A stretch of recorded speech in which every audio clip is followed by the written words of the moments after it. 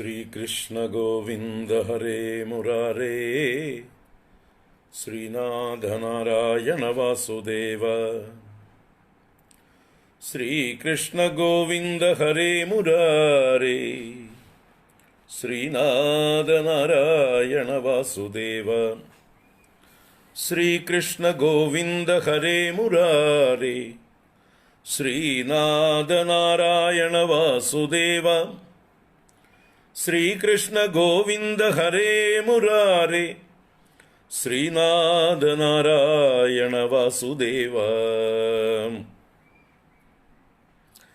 श्रीकृष्ण गोविंद हरे मुरारे, श्रीनाथ नारायण वासुदेव। श्रीकृष्ण गोविंद हरे मुरारे, श्रीनाथ नारायण वासुदेव। सर्वत्र गोविंद नाम संकीर्तनम, गोविंद गोविंद। ओम अगजानन पद्मार्कं गजानन महर्निशम् अनेकदं तं भक्तानां एकदन्तमुपास्महे। ओम श्री महागणपतये नमः। गुरवे सर्वलोकानां भिषजे भवरोगिणां निधये सर्वविद्यानां दक्षिणामूर्तये नमः। अस्मद्गुरुचरणारविन्दाभ्यां नमः। ज्ञानानन्दमयं देवं निर्मलस्फटिकाकृतिम् आधारं सर्वविद्यानां हयग्रीवमुपास्महे। ओम श्री हयग्रीवमूर्तये नमः। सरस्वती नमस्तुभ्यं वरदे कामरूपिणी, विद्यारम्भं करिष्यामि सिद्धिर्भवतु मे सदा। ओम श्री सरस्वत्यै नमः।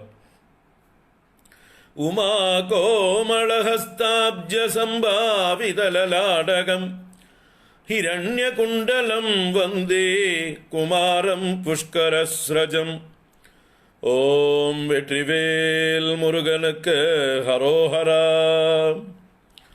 भूतनाथ सदानंद सर्वभूत दयापर, रक्ष रक्ष महाबाहो शास्त्रे तुभ्यं नमो नमः। स्वामिये शरणमय्यप्पा। कोमलं कूजयन् वेणुं श्यामलोऽयं कुमारकः, वेदवेद्यं परं ब्रह्म भासदां पुरतो मम। सायंकाले वनान्दे कुसुमितसमये सैकते चन्द्रिकायां त्रैलोक्याकर्षणाङ्गं सुरवरगणिका मोहनाभङ्गमूर्तिं सेव्यं शृङ्गारभावैः नवरसभरितैः गोपकन्यासहस्रैः वन्देऽहं रासकेळीरतम् अतिसुभगं वश्यगोपालकृष्णम्। आनीलश्लक्ष्णकेशं ज्वलितमकरसल्कुण्डलं मन्दहासस्यन्दार्द्रं कौस्तुभश्रीपरिगतवनमालोरुहाराभिरामं श्रीवत्साङ्गं सुबाहुं मृदुलसदुदरं कञ्चनच्छायचेलं चारुस्निग्धोरुम् अम्बोरुहललितपदं भावयेऽहं भवन्दम्। श्रीकृष्ण गोविंद हरे मुरारे, श्रीनाथ नारायण वासुदेव। श्रीकृष्ण गोविंद हरे मुरारे, श्रीनाथ नारायण वासुदेव। श्रीकृष्ण गोविंद हरे मुरारे, श्रीनाथ नारायण वासुदेव। सर्वत्र गोविंद नाम संकीर्तनम, गोविंद गोविंद। मोक्षाब्धिसारमय भागवदाख्यदध्नो നാരായണീയ നവനീതമഹോ ഗൃഹീത്വാ മായാമയൗഘപരിതപ്തജനായ യോദാത് നാരായണാവനിസുരായ നമോസ്തു തസ്മൈ. ഗംഗാ ഗീതാ ച ഗായത്ര്യബിജ തുളസിക ഗോപികാ ചന്ദനം തത് സാളഗ്രാമാഭിപൂജ പരപുരുഷ തദൈകാദശി നാമവർണ്ണാഃ ഏതാന്യഷ്ടാപ്യയത്നാന്യൈ കലിസമയേ ത്വൽപ്രസാദ പ്രവൃദ്ധ്യാ ക്ഷിപ്രം മുക്തിപ്രദാനീത്യഭിദദുർഷയഃ തേഷു മാം സജ്ജയേതാഃ. പീതാംബരം കരവിരാജിത ശംഖചക്രകൗമോദഗീ സരസിജം കരുണാസമുദ്രം രാധാസഹായമതിസുന്ദരമന്ദഹാസം വാതാലയേശമനിശം ഹൃദി ഭാവയാമി. ഓം വ്യാസായ വിഷ്ണുരൂപായ വ്യാസരൂപായ വിഷ്ണവേ നമോ വൈ ബ്രഹ്മനിധയേ വാസിഷ്ഠായ നമോ നമഃ. യം പ്രവ്രജന്തമനുപേദമപേദകൃത്യം ദ്വൈപായനോ വിരഹകാതര ആജുഹാവ പുത്രേതി തന്മയതയാ തരവോഭിനേദുഃ തം സർവഭൂതഹൃദയം മുനിപ്രണതോസ്മി. നാരായണ ഗുരുവായൂരപ്പ. ഓം നമോ ഭഗവതേ വാസുദേവായ. ഓം ശ്രീകൃഷ്ണ പരമാത്മനേ നമഃ. നാരായണ നാരായണ.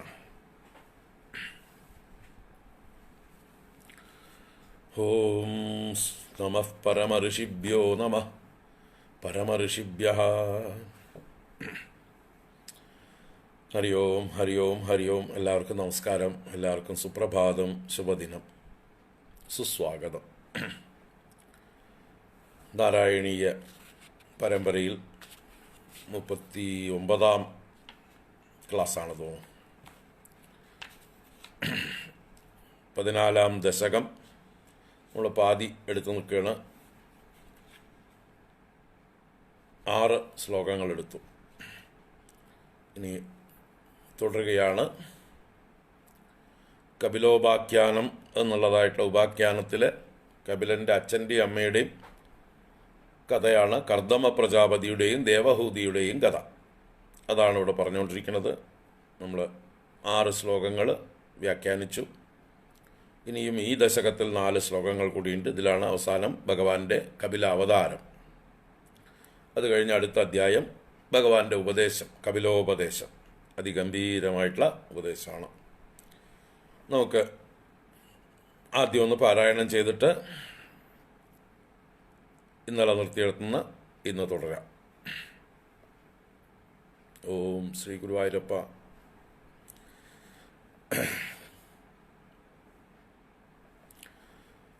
സമനുസ്മൃതതാവഗാംഘ്രിയുഗ്മ സമനുഃ പങ്കജസംഭവാംഗജന്മാ നിജമന്തരമന്തരായ ഹീനം ചരിതം തേ കഥയൻ സുഖം നിനായ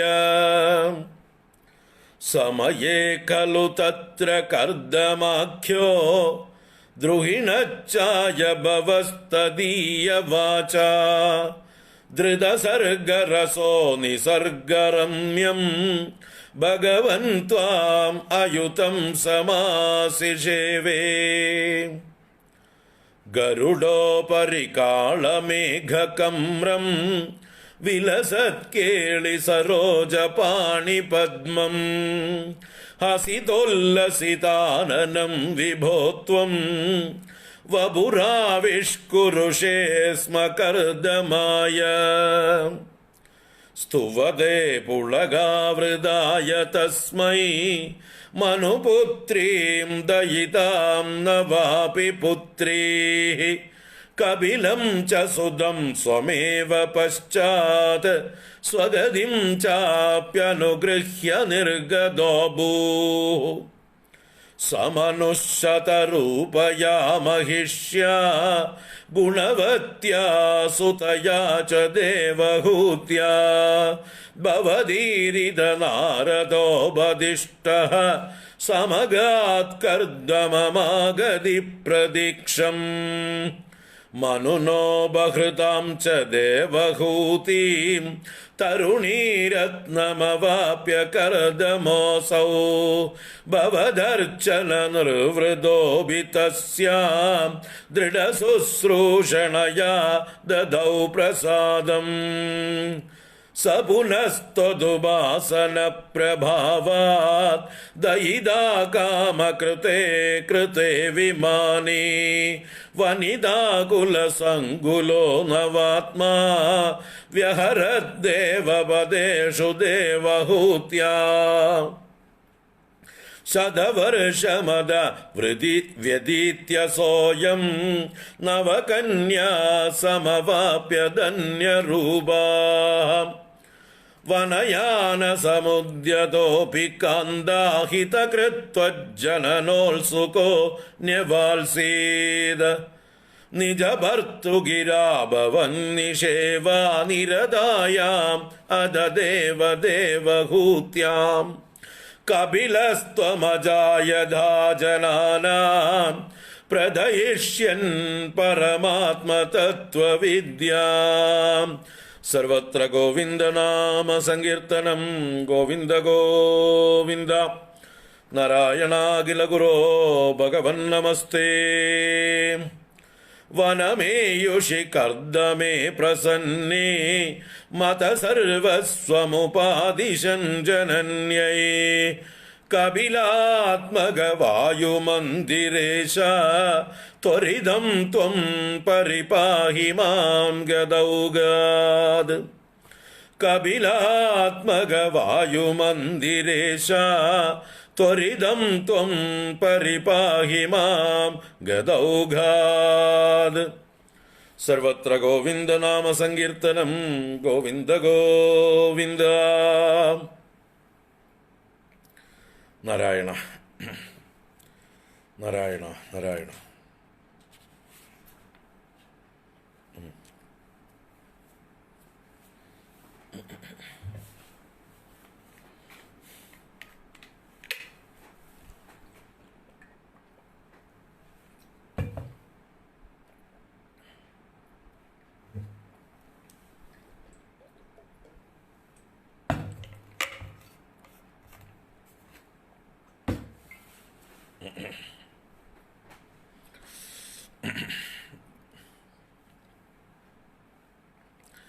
നാരായണ.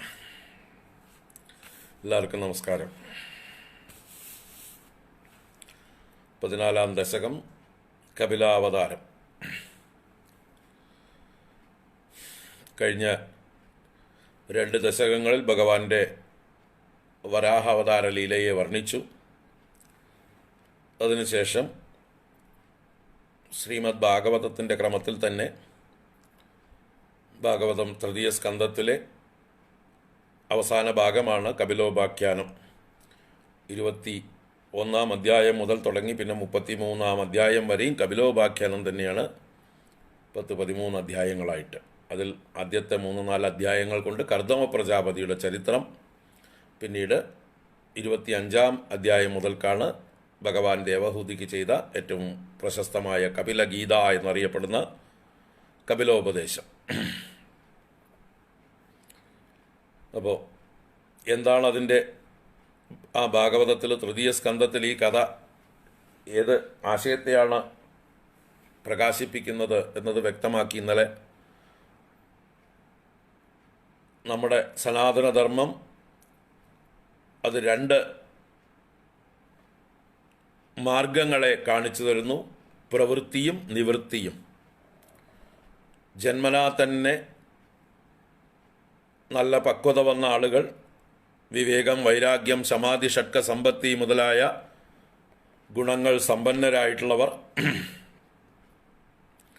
അവർക്ക് ഈ ലൗകിക ജീവിതത്തിലൊന്നും യാതൊരു താല്പര്യവും ഇല്ല എങ്കിൽ അവർക്കുള്ളതായിട്ടുള്ള മാർഗമാണ് നിവൃത്തി മാർഗം എന്ന് പറയുന്ന ജ്ഞാനമാർഗം, സന്യാസമാർഗം എന്നൊക്കെ പറയുന്ന സനകാദികൾ കാണിച്ചു തന്ന മാർഗം.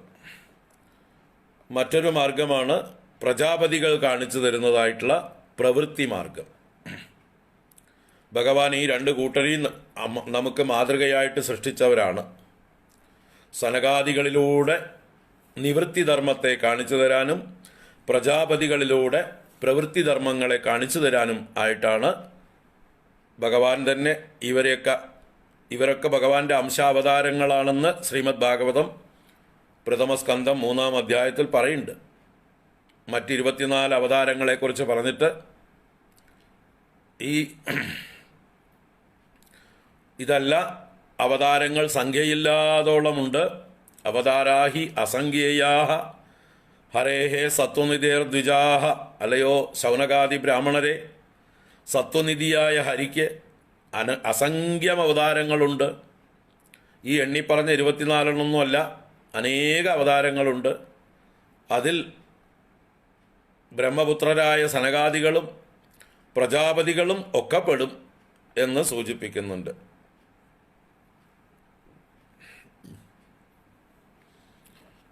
അപ്പോൾ ഭഗവാന്റെ തന്നെ അംശം കൊണ്ട് തന്നെയാണ് ഇവരൊക്കെ ഉണ്ടായിരിക്കുന്നത്. ലോകത്തിന് മാതൃക കാണിച്ചു തരാനായിട്ട് രണ്ട് മാർഗങ്ങൾ, വൈദിക ധർമ്മം 2 മാർഗങ്ങളെ കാണിച്ചു തരുന്നതിൽ പ്രവൃത്തി മാർഗം, നിവൃത്തി മാർഗം, ഇത് ഉറപ്പിക്കണം നമ്മൾ. എന്നിട്ട് നമ്മൾക്ക് ഏതാണ് സൂട്ടബിൾ എന്ന് നമ്മൾ തിരഞ്ഞെടുക്കണം. That is up to us. ഓരോ ഇൻഡിവിജ്വലിനും സ്വന്തം വാസനകൾക്കനുസരിച്ചുള്ള ജീവിത മാർഗം തിരഞ്ഞെടുക്കാം. ലക്ഷ്യം ഒന്നാണ്, മാർഗം 2 അത് കൾമിനേറ്റ് ചെയ്യുന്നത് ഒരു ലക്ഷ്യത്തിലാണ്. ആത്മജ്ഞാനം അഥവാ ഈശ്വര സാക്ഷാത്കാരം, മോക്ഷപ്രാപ്തി, നിർവാണം എന്നൊക്കെ എന്ത് പേര് വേണമെങ്കിൽ അതിനെ വിളിക്കാം. അതാണ് ലക്ഷ്യം. സനാതനധർമ്മത്തിൻ്റെ ലക്ഷ്യം ആ ഈശ്വരപ്രാപ്തിയാണ്, അഥവാ ആത്മസാക്ഷാത്കാരമാണ്. അതിന് ഏറ്റവും ഷോർട്ട് കട്ട് അതിലൂടെ സഞ്ചരിക്കാൻ യോഗ്യരായിട്ടുള്ള ആളുകൾക്ക് മാത്രം അല്ലേ. ഇപ്പോൾ ഒരു ദിക്കിന്ന് മറ്റൊരു ദിക്കിലേക്ക് നോക്കിയാൽ കാണുന്ന ദൂരമായിരിക്കും, പക്ഷേ നടുവിൽ വലിയൊരു പുഴയൊഴുകുണ്ടെങ്കിലോ എന്തു ചെയ്യാൻ പറ്റും? നല്ല കുത്തൊഴുക്കുള്ളതായിട്ടുള്ള പുഴയാണെങ്കിൽ ഏത് വഴിക്കാണോ ചുറ്റിയിട്ട് പാലമുള്ളത് അതുവഴി കടന്ന് പോകേണ്ടി വരും.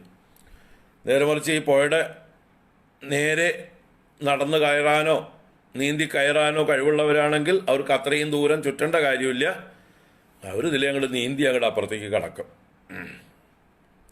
അവർ ഉടുമുണ്ടൂരി തലയിൽ കെട്ടി ഒറ്റ ക്രോസിങ്.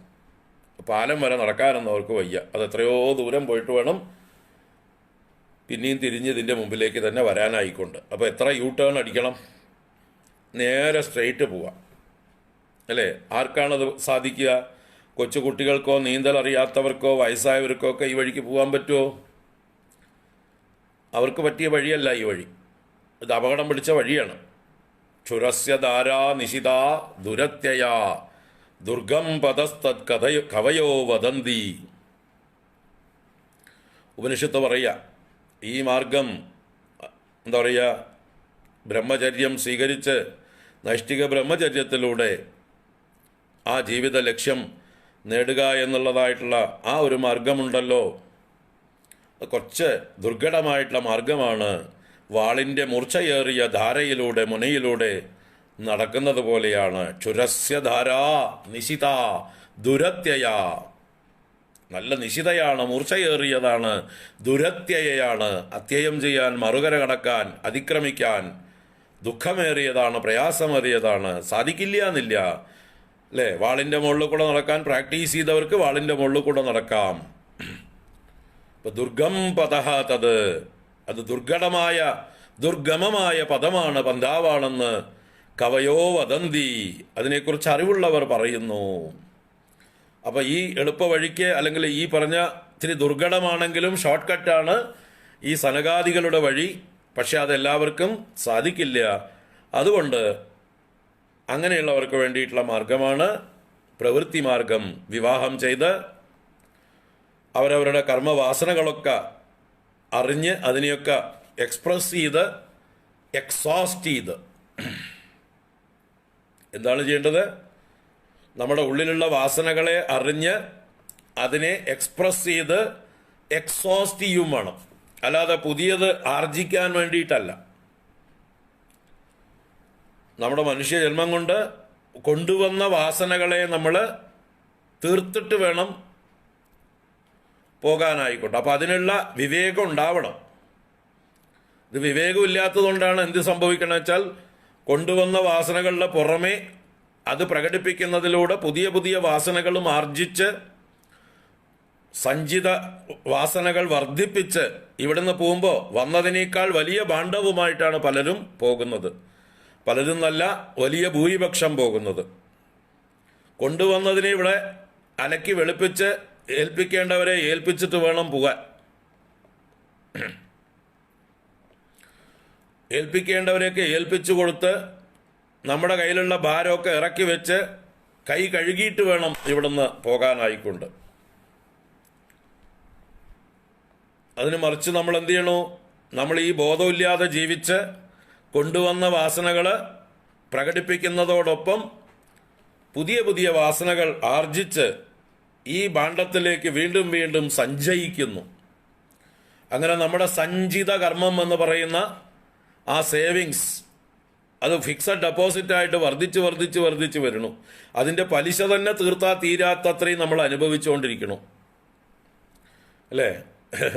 പലിശ അനുഭവിക്കുമ്പോൾ വീണ്ടും ഫിക്സഡ് ഡെപ്പോസിറ്റിലേക്ക് നമ്മൾ ഇടുന്നു. പലിശയെ ചെലവാക്കി കളയുകയല്ല ചെയ്യുന്നത്, പലിശയെ വീണ്ടും FDയിലേക്ക് തന്നെ നമ്മൾ റിവേഴ്സ് ചെയ്യിക്കുന്നു. ഇതാണ് നമ്മുടെ ജീവിതം ഇപ്പോൾ നടന്നുകൊണ്ടിരിക്കുന്നത്. അത് ചെയ്യരുത് എന്ന് കാണിച്ചു തരാണ് കർദമൻ എന്ന മഹാന്റെ ചരിത്രത്തിലൂടെ. കർദമൻ എന്ന വാക്കിൻ്റെ അർത്ഥം പറഞ്ഞു അഴുക്ക്, ചെളി എന്നൊക്കെയാണ്. അപ്പൊ ചെളിയും കൊണ്ടുവന്ന ആള് ഇവിടെ എന്താ ചെയ്യേണ്ടത്? ചെളി കഴുകി വൃത്തിയാക്കി അലക്കി വെളുപ്പിച്ച് ശുദ്ധനായിട്ട് ഇവിടുന്ന് പോവുക. കഴുകാൻ വന്നതാണ് എന്ന് ഓർമ്മയുണ്ടാവുക. അതാണ് ആ പേരിട്ടത് തന്നെ. കർദമൻ എന്ന പേരിട്ടത് എന്തുകൊണ്ട്? ചെളിയുമായി വന്നവൻ, ചെളി കഴുകി പോകേണ്ടവൻ, ഇവിടുന്ന് ശുദ്ധരായി പോകണം. അതെങ്ങനെ ചെളി കഴുകാൻ പറ്റും? ഈ അഴുക്കൊക്കെ കഴുകി കളയാൻ പറ്റും? അത് സ്വജീവിതം, അത് അവനവൻ്റെ വാസനയ്ക്കനുസരിച്ച് വിവാഹ ജീവിതം നയിക്കുന്നുണ്ട്. കർദമൻ പ്രജാപതിയാണ്. ഭാര്യാസമേതനായി സുഖഭോഗങ്ങളൊക്കെ പിന്നീട് അനുഭവിക്കുന്നുണ്ട്. പക്ഷെ അതൊക്കെ അനുഭവിക്കുമ്പോഴും ഭഗവാനെ മറക്കുന്നില്ല, തൻ്റെ ലക്ഷ്യം മറക്കുന്നില്ല. അപ്പം ലക്ഷ്യം ഉറപ്പിച്ചു വെച്ച് ഭഗവാനിലുള്ളതായിട്ടുള്ള തൻ്റെ ഭക്തിക്ക് ഒരിളക്കവും സംഭവിക്കാതെ താൻ അനുഭവിക്കുന്ന ഭോഗങ്ങളെല്ലാം ഭഗവാന്റെ പ്രസാദമാണെന്നുള്ളതായിട്ടുള്ള ബോധത്തോടുകൂടെ അതിലൊന്നും മമതയില്ലാതെ എല്ലാം തൻ്റെ പ്രാരബ്ധം അനുഭവിച്ചുകൊണ്ട് തൻ്റെ കർമ്മങ്ങൾ ചെയ്തുകൊണ്ട് ഇവിടുന്ന് എല്ലാ വാസനകളും തീർത്ത് ജ്ഞാനം സമ്പാദിച്ച് ശുദ്ധനായി കൊണ്ടുവന്ന വെഴുപ്പൊക്കെ അലക്കി വെളുപ്പിച്ച് എല്ലാം ഏൽപ്പിക്കേണ്ടവരെ ഏൽപ്പിച്ച് ഇവിടുന്ന് സ്ഥലം വിടുന്നതായിട്ടുള്ള ഒരു മഹാന്റെ കഥയാണ് കർദമൻ്റെ കഥ. അതുപോലെ ആവണം നമ്മൾ ഓരോരുത്തരുടെയും കഥ. നമ്മൾ ഓരോരുത്തരും കർദമന്മാരാണെന്ന് അറിയണം. നമ്മൾ ഓരോരുത്തരും പല വെഴുപ്പും കൊണ്ട് വന്നവരാണ്. ഇവിടെ വന്നിട്ട് അലക്കി വെളുപ്പിച്ച് പോകണം, ശുദ്ധമാക്കിയിട്ട് പോകണം. കൊണ്ടുവന്ന അഴുക്കുകളൊക്കെ കഴുകിക്കളഞ്ഞ്, ഈ അഴുക്കാണ് നമ്മളെ ഈശ്വരനിൽ നിന്ന് അകറ്റുന്നത്. ഈ അഴുക്ക് കഴുകിക്കളഞ്ഞാൽ നമ്മൾ ഈശ്വരനോട് അടുക്കാൻ യോഗ്യരായി. Cleanliness is next to godliness എന്ന് സാധാരണ പ്രയോഗിക്കുന്ന പ്രയോഗമാണെങ്കിലും ഇവിടെ ക്ലൻലിനെസ് എന്നുള്ളത് അകത്തെ ക്ലൻലിനെസ് ആവട്ടെ, നമ്മുടെ അകത്തുള്ളതായിട്ടുള്ള വാസനകളുടെ ശുദ്ധിയാവട്ടെ ഇവിടുത്തെ cleanliness. That cleanliness will lead us to godliness. നമ്മുടെ ഉള്ളിലുള്ളതായിട്ടുള്ള വാസനകളെ നമ്മൾ ക്ഷയിപ്പിച്ച് ശുദ്ധന്മാരായി വാസനാമുക്തന്മാരായി ഭഗവാനുമായി ചേരാൻ യോഗ്യരായി തീരണം ഇതാണ് കഥയുടെ മൊത്തത്തിലുള്ളതായിട്ടുള്ള താല്പര്യം, സാരം. അപ്പോൾ അങ്ങനെയുള്ള കർദമൻ്റെ ചരിത്രമാണ് ഇവിടെ പറയുന്നത് ഭാഗവതത്തിലും, അതുതന്നെ കപിലാവതാരത്തിലൂടെ നാരായണീയത്തിലും പറയുന്നത്. ഇപ്പോൾ വെറുതെ കഥകൾ വായിച്ചിട്ട് അതിനെക്കുറിച്ച് ഒരു ബോധമില്ലാതെ പോകുന്നതിനേക്കാൾ അതിൻ്റെ കഥയുടെ സാരം, കഥയുടെ താല്പര്യം അത് ഗ്രഹിക്കണം. കാരണം ഭാഗവതം എന്നുള്ളത് വെറും കഥകളല്ല. ഭാഗവതം എന്നുള്ളത് വേദത്തിൻ്റെ വ്യാഖ്യാനമാണ്, പഞ്ചമവേദമാണ്. പഞ്ചമവേദമാണ് ഭാഗവതം. ഇതിഹാസ പുരാണങ്ങൾ പഞ്ചമവേദം എന്ന് പറയപ്പെടുന്നു. ഇതിഹാസ പുരാണങ്ങളെ കൊണ്ട് വേദത്തെ വ്യാഖ്യാനിക്കണം എന്ന് പറഞ്ഞിരിക്കുന്നു. അപ്പോൾ വേദത്തിൻ്റെ വ്യാഖ്യാനമാണ്. വേദം കാണിച്ചു തരുന്ന മാർഗങ്ങളെ കഥകളിലൂടെ കാണിച്ചു തരികയാണ്, ഡെമോൺസ്ട്രേറ്റ് ചെയ്ത് കാണിച്ചു തരികയാണ്, ഉദാഹരണങ്ങളിലൂടെ കാണിച്ചു തരികയാണ് ശ്രീമദ് ഭാഗവതം ചെയ്യുന്നത്. അപ്പോൾ വേദത്തിന് പറയാനുള്ളത് ഈ രണ്ട് മാർഗങ്ങളെക്കുറിച്ചാണ്. പ്രവൃത്തി, നിവൃത്തി. നിങ്ങൾക്ക് ഉചിതമായ മാർഗം തിരഞ്ഞെടുക്കുവിൻ. നിങ്ങൾക്ക് കഷ്ടപ്പെടാൻ പാടില്ല. നിങ്ങൾ പ്രവൃത്തിയിലൂടെ പോകേണ്ടവൻ പ്രവൃത്തിയിലൂടെ തന്നെ പോയാൽ അവന് പ്രയാസമില്ല. നേരെ മറിച്ച് പ്രവൃത്തിയിലൂടെ പോകേണ്ടവൻ നിവൃത്തിയിലൂടെ പോയാൽ അവന് കഷ്ടമായിരിക്കും. നിവൃത്തിയിലൂടെ പോകേണ്ടവൻ പ്രവൃത്തിയിലൂടെ പോയാലും കഷ്ടമായിരിക്കും. സോ ഓരോരുത്തരുടെയും ആ ഇന്നർ നേച്ചർ അത് അവനവൻ തന്നെ തിരിച്ചറിഞ്ഞ് വിച്ച് പാത്ത് സൂട്ട്സ് മീ എന്ന് ഓരോരുത്തരും തിരിച്ചറിഞ്ഞ് തിരഞ്ഞെടുക്കണം. അതാണ് നമ്മുടെ. അപ്പോൾ അതിനാണ് ബാല്യത്തിൽ തന്നെ ഗുരുകുലങ്ങളിൽ കൊണ്ടാക്കുന്നത്. ബാല്യത്തിൽ ഗുരുകുലങ്ങളിൽ കൊണ്ടാക്കിയാൽ ആ ഗുരുക്കന്മാർ ഈ കുട്ടികളെ സൂക്ഷ്മ നിരീക്ഷണം ചെയ്ത് അവരുടെ സ്വഭാവം വിലയിരുത്തി അവരെ ഗൈഡ് ചെയ്യും. അവർക്ക് ഏത് മാർഗമാണ് ഉചിതമായ മാർഗം എന്നത് ചിരകാലം ഒന്നിച്ചു കഴിയുന്ന ഗുരുക്കന്മാർക്ക്, അച്ഛനമ്മമാരെ പോലെ മക്കളെ പോലെ സ്വയം നോക്കി വളർത്തിയ കുട്ടികളുടെ വാസനകളെക്കുറിച്ച്, അവരുടെ താല്പര്യങ്ങളെക്കുറിച്ച്, അവരുടെ ഉള്ളിലിരിപ്പുകളെല്ലാം നല്ലതുപോലെ മനസ്സിലാക്കാൻ ഗുരുകുലത്തിലുള്ള ആ ജീവിതം സഹായിക്കും. ആ ഗുരുക്കന്മാർക്ക് അതിന് സാധിക്കും. അപ്പോൾ ഗുരുക്കന്മാരാണ് കുട്ടികളോട് പറയുക, നിങ്ങൾക്ക് പറ്റിയ മാർഗം ഇന്നതാണ്. നിങ്ങൾക്ക് വിവാഹം കഴിച്ച് ഗൃഹസ്ഥാശ്രമിയായി ജീവിക്കുന്നതാണ് ഉത്തമം. അല്ലെങ്കിൽ നിങ്ങൾക്ക് നീ വിവാഹം ചെയ്താൽ ശരിയാവില്ല കേട്ടോ മോനെ, നീ വിവാഹത്തിനൊന്നും നിൽക്കണ്ടാട്ടോ, നിനക്ക് പറ്റിയ വഴി ഇതാണ് കേട്ടോ എന്ന് നിവൃത്തി മാർഗത്തിലേക്കും തിരിച്ചുവിടാൻ അന്നത്തെ ഗുരുക്കന്മാർക്ക് സാധിക്കും. അല്ലെങ്കിൽ അന്നത്തെ ഗുരുക്കന്മാരുടെ വിദ്യാഭ്യാസം കൊണ്ട് ആ വിദ്യാഭ്യാസം 12 കൊല്ലം ഗുരുകുലവാസം കഴിയുമ്പോഴേക്കും കുട്ടികൾക്ക് തന്നെ ഏകദേശം ബോധ്യം വരും. 7 വയസ്സിനകം ഉപനയനം കഴിച്ച് 12 വർഷം ഗുരുകുലത്തിൽ വസിക്കണം. ഇപ്പോൾ 12, 7, 19 വയസ്സ് ചുരുങ്ങിയതാവണം ഗുരുകുലത്തുനിന്ന് പുറത്ത് വരാൻ, ഗ്രാജുവേഷൻ കഴിഞ്ഞ് പുറത്തു വരാൻ. ആ ഗ്രാജുവേഷൻ സെറിമണിയുടെ പേരാണ് സമാവർത്തനം. കോൺവൊക്കേഷൻ സെറിമണിയുടെ പേരാണ് സമാവർത്തനം എന്നുള്ളത്. അപ്പോൾ പുറത്തേക്ക് പോകണമെന്ന് ആഗ്രഹിക്കുന്നവരെ അതിന് അനുവദിച്ചുകൊണ്ട്, എന്നുവെച്ചാൽ ഗുരുകുല വിദ്യാഭ്യാസം പൂർത്തിയാക്കി സ്വന്തം ഗൃഹങ്ങളിലേക്ക് മടങ്ങി ഗൃഹസ്ഥാശ്രമ ജീവിതം നയിക്കണമെന്ന് ആഗ്രഹിക്കുന്നവർക്ക് ആ വഴി തിരിച്ചുവിടുന്നു ഗുരുക്കന്മാർ. സമാവർത്തനം എന്നുള്ള ചടങ്ങ് ഈ കോൺവൊക്കേഷൻ സെറിമണിയാണ്. അതേസമയം തന്നെ ഒരു പരീക്ഷയും കൂടിയാണ്. സമാവർത്തനം എന്നുള്ളത് അവർ ഇത്രയും കാലം പഠിച്ച, ഗുരുകുലത്തിൽ പഠിച്ചതായിട്ടുള്ള വിദ്യകളുടെയൊക്കെ ഒരു ആവർത്തനമാണ്. സമ്യക്കായ ആവർത്തനം, സമാവർത്തനം. ഗുരുകുലത്തിൽ പഠിച്ചതെല്ലാം പണ്ഡിത സദസ്സിൽ പ്രകടിപ്പിക്കണം. പണ്ഡിത സദസ്സിൽ വെച്ച് ഇതെല്ലാം പ്രകടിപ്പിക്കണം. അതാണ് സമാവർത്തനം ശരിക്കുള്ള ചടങ്ങ്.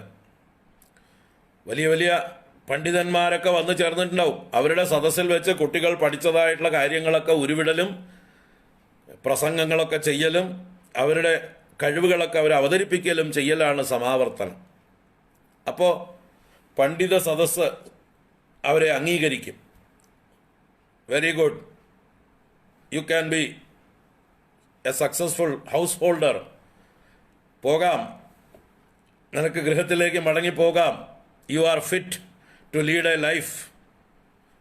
മറ്റുള്ളവർക്ക് മാതൃകയായിക്കൊണ്ട് ഒരു നല്ല ജീവിതം നയിക്കാൻ, ഒരു ഗൃഹസ്ഥാശ്രമിയായി ഉത്തമ ജീവിതം നയിക്കാൻ നീ യോഗ്യനായിരിക്കുന്നു എന്ന് പറഞ്ഞ് സമൂഹത്തിലെ കാരണവന്മാരായിരിക്കുന്ന, വിദ്യാസമ്പന്നരായിരിക്കുന്ന, പക്വമതികളായ ശ്രേഷ്ഠന്മാരുടെ സദസ്സിൽ വെച്ചാണ് ഈ സമാവർത്തനമൊക്കെ നടത്തേണ്ടത്.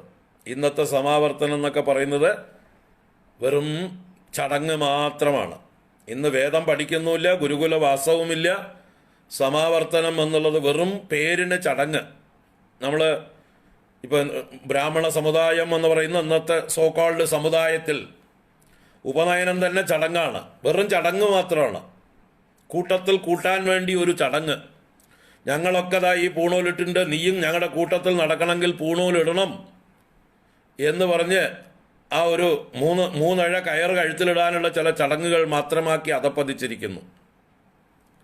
അതിൻ്റെ തത്വം എന്താണെന്ന് അറിയില്ല, അത് കഴിഞ്ഞ് എന്താണ് ചെയ്യേണ്ടത് എന്നുള്ളതും അറിയില്ല.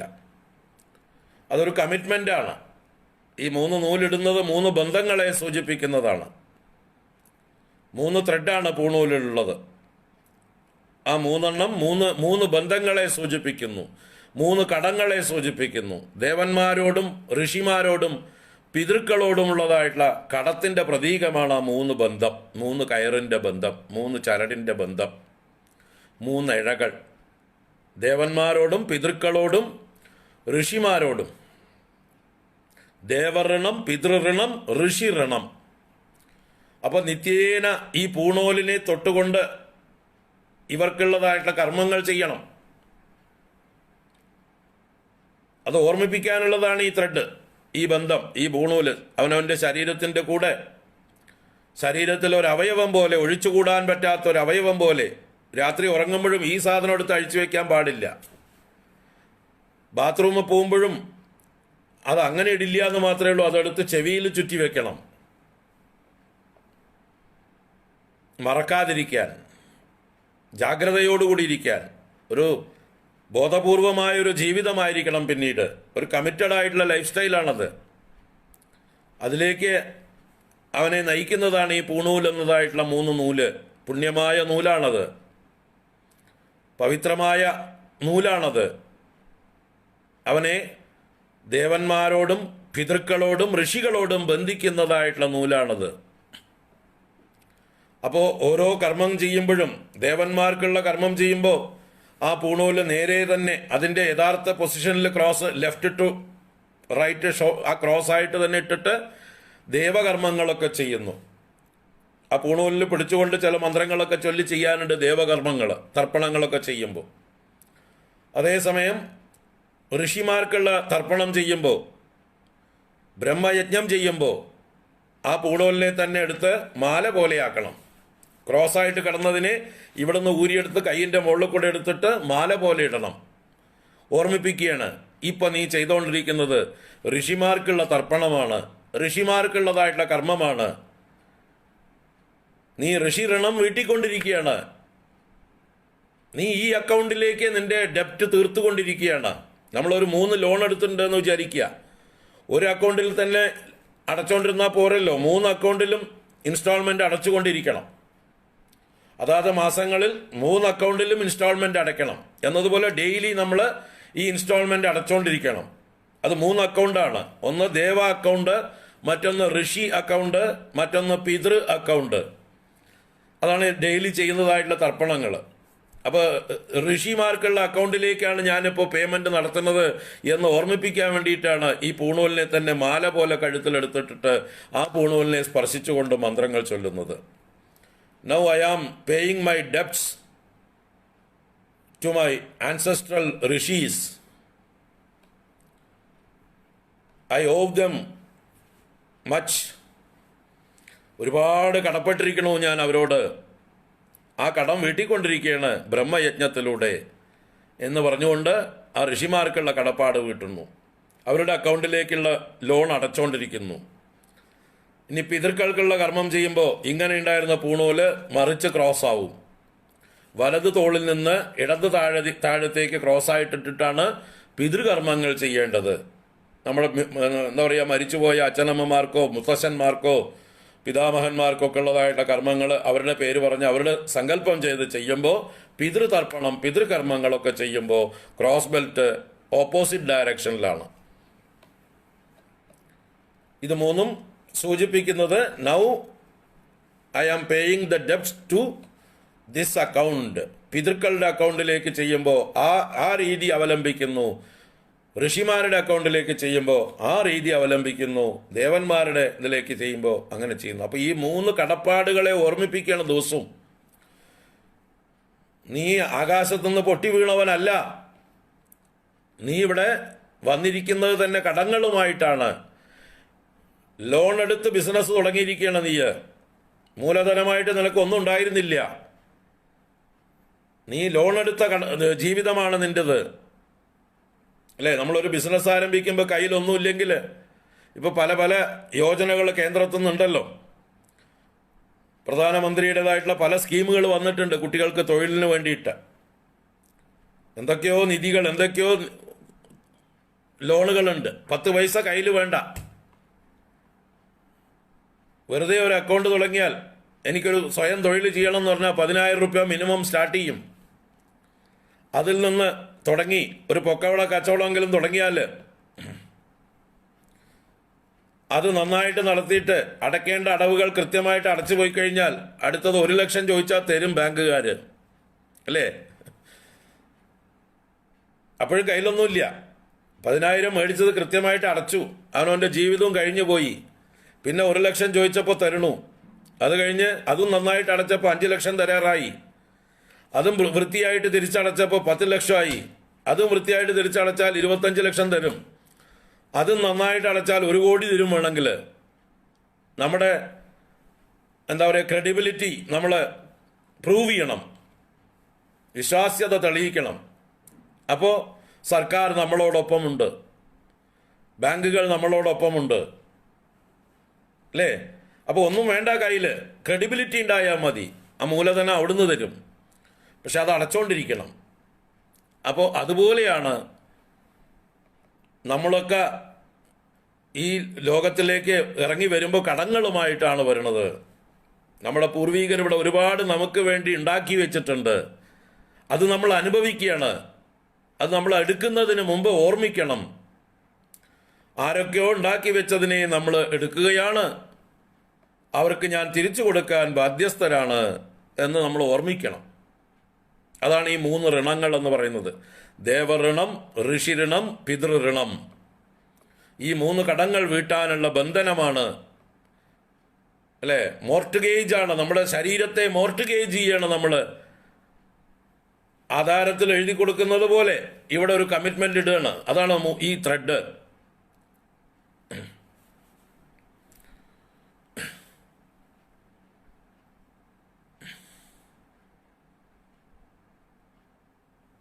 ഈ 3 നൂല് ഒരു തരത്തിലുള്ള സ്റ്റാമ്പ് പേപ്പറിൽ എഴുതി ഒപ്പിട്ട് കൊടുക്കലാണ്. ഈ ശരീരം ഈ കടത്തിന് പണയം വെച്ചിരിക്കുന്നു. ഏത് കടത്തില്? ഈ 3 പേരിൽ നിന്ന് ഞാൻ സ്വീകരിച്ചിട്ടുള്ള കടത്തിന് പണയമായി സമർപ്പിച്ചിരിക്കുന്നു ഈ ശരീരം. I dedicate my self. അതിൻ്റെ ഒരു പ്രതീകമാണ് ഈ പൂണൂല്. അപ്പോൾ അങ്ങനെയുള്ള ചടങ്ങ്, പൂണൂൽ ഉപനയന സംസ്കാരം കഴിഞ്ഞ് പിന്നെ 12 വർഷം വേദാധ്യയനം വേണ്ട രീതിയിൽ കഴിച്ചു കഴിഞ്ഞാൽ ഈ സമാവർത്തനം എന്നുള്ളത് വിദ്യാഭ്യാസത്തിൻ്റെ പൂർത്തീകരണത്തിൻ്റെ എക്സാമിനേഷനാണ്, ബിരുദദാന ചടങ്ങാണ്, സെറിമോണിയൽ എന്താ പറയുക, കോൺവക്കേഷൻ സെറിമണിയാണ്. അത് സമൂഹം അംഗീകരിക്കണം. അവൻ വേണ്ടതെല്ലാം പഠിച്ചു കഴിഞ്ഞു, തൊഴിൽ ചെയ്യാനും വിവാഹം കഴിക്കാനും സമൂഹത്തിലേക്ക് ഇറങ്ങി വരാനും ഒരു ഉത്തമ പൗരനായി കഴിഞ്ഞു, പൗരബോധമുള്ളവനാണവൻ. അവന് വ്യക്തിയുടെ ധർമ്മങ്ങളെക്കുറിച്ചും കുടുംബ ബന്ധങ്ങളെക്കുറിച്ചും സമൂഹത്തോടുള്ളതായിട്ടുള്ള കടപ്പാടുകളെക്കുറിച്ചും ഈ പ്രകൃതിയോടും ഈശ്വരനോടുള്ള അവൻ്റെ കടപ്പാടുകളെക്കുറിച്ചും ബോധവാനാണ്. Now he's a responsible citizen. Now he can lead a life of his own എന്ന് സമൂഹം അവന് സർട്ടിഫിക്കറ്റ് കൊടുക്കുന്ന വാലിഡേഷൻ ആണ് ആ സമാവർത്തന ചടങ്ങ്. അതിൽ തീരുമാനിക്കാം എവിടേക്ക് പോകണമെന്ന്. സമാവർത്തനം കഴിഞ്ഞ് വിവാഹത്തിന് പോകുന്നവരാണ് ഗൃഹങ്ങളിലേക്ക് മടങ്ങുക. അതല്ലാത്തവർ ഗുരുക്കന്മാരോട് പറയും, ഞങ്ങൾ നൈഷ്ഠിക ബ്രഹ്മചര്യം സ്വീകരിക്കുന്നു, ഞങ്ങൾക്ക് എവിടെയും പോകണ്ട, ഈ ഗുരുകുലത്തിൽ തന്നെ കഴിഞ്ഞ് ഗുരുവിനെ സഹായിക്കാൻ ഞങ്ങൾ സന്നദ്ധരാണ്. ഞങ്ങളുടെ ജീവിതം ഇനി ഗുരുവിനുള്ള സേവനമാണ്, ഗുരുവിനുള്ള സമർപ്പണമാണ്. ഗുരു ജീവിച്ച് കാണിച്ചു തന്ന അതേ മാർഗത്തിലൂടെ ഞങ്ങൾ ജീവിച്ച് ഞങ്ങൾ സമൂഹത്തിന് മുതൽക്കൂട്ടായിക്കൊണ്ട്, സമൂഹത്തിന് മാർഗദർശനം നൽകുന്നവരായിക്കൊണ്ടും, ഞങ്ങളുടെ തപസ്സുകൊണ്ടും, ഞങ്ങളുടെ ശുദ്ധി നേടിക്കൊണ്ട് ഞങ്ങൾ ഈശ്വര സാക്ഷാത്കാരമാകുന്ന, ആത്മസാക്ഷാത്കാരമാകുന്ന ജീവിത ലക്ഷ്യം കഴിയുന്നതും വേഗത്തിൽ പ്രാപിക്കാൻ ഉദ്ദേശിക്കുന്നു. ഞങ്ങൾക്ക് വേറെ ലൗകികങ്ങളായ യാതൊരു ആഗ്രഹങ്ങളുമില്ല, യാതൊരു വാസനകളുമില്ല, താല്പര്യങ്ങളുമില്ല. അതുകൊണ്ട് ഞങ്ങളെ ഈ ഗുരുകുലത്തിൽ തുടരാൻ അനുവദിക്കണം. ഇതാണ് സനാതനധർമ്മത്തിലെ വർണ്ണാശ്രമധർമ്മങ്ങളിൽ, ആശ്രമധർമ്മങ്ങളിൽ ബ്രഹ്മചര്യം കഴിഞ്ഞാൽ ഗാർഹസ്ഥ്യം എന്ന് പറയുന്നതിലേക്ക് വേണമെങ്കിൽ പ്രവേശിച്ചാൽ മതി, അല്ലെങ്കിൽ you can continue in the brahmacharya, നൈഷ്ഠിക ബ്രഹ്മചര്യം. ഇതാണ് നമ്മുടെ ശാസ്ത്രങ്ങൾ. അപ്പോൾ അതിൽ സനകാദികൾ നൈഷ്ഠിക ബ്രഹ്മചര്യം സ്വീകരിച്ചവരും കർദമാദി പ്രജാപതികൾ ഗൃഹസ്ഥാശ്രമത്തിലൂടെ പ്രവൃത്തി മാർഗം തിരഞ്ഞെടുത്തവരും ആണെന്ന് മനസ്സിലാക്കുക. നമ്മുടെ ധർമ്മത്തെ നമ്മൾ നല്ലോണം കോൺക്രീറ്റ് ആയിട്ട് മനസ്സിലാക്കണം. എന്നാലേ നമുക്ക് വരും തലമുറകൾക്ക് അതിനെ പറഞ്ഞു കൊടുത്ത് മാർഗദർശനം ചെയ്യാനും നമ്മുടെ ജീവിത ശൈലിയിൽ അതിൻ്റേതായിട്ടുള്ള സ്വാധീനമുണ്ടാകാനും സാധിക്കുള്ളൂ. അല്ലെങ്കിൽ ഏതൊക്കെയോ കാട്ടുവാസികൾ എന്തൊക്കെയോ ചെയ്തു കൂട്ടുന്നു. പ്രാകൃതന്മാർ വന്യമൃഗങ്ങളെ പോലെ ജീവിക്കുന്നു. ആഹാര, നിദ്ര, ഭയ, മൈഥുനം 4 കാര്യങ്ങളിൽ മാത്രം മുഴുകിക്കൊണ്ട് 3 നേരം ഭക്ഷണം വയ്ക്കണു, തിന്നുന്നു, ഉറങ്ങുന്നു, പ്രത്യുൽപാദനം നടത്തുന്നു, സുരക്ഷിതത്വം നോക്കുന്നു.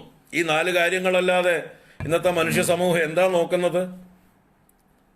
ഈ 4ൽ മുഴുകിയിരിക്കണം. എന്നിട്ട് ഇതിൻ്റെ കോമ്പറ്റീഷനിലാണ്.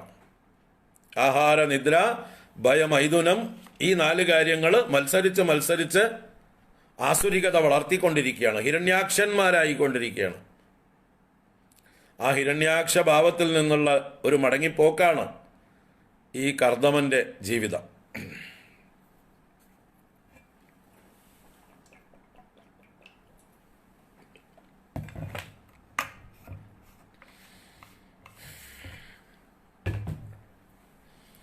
നാരായണ.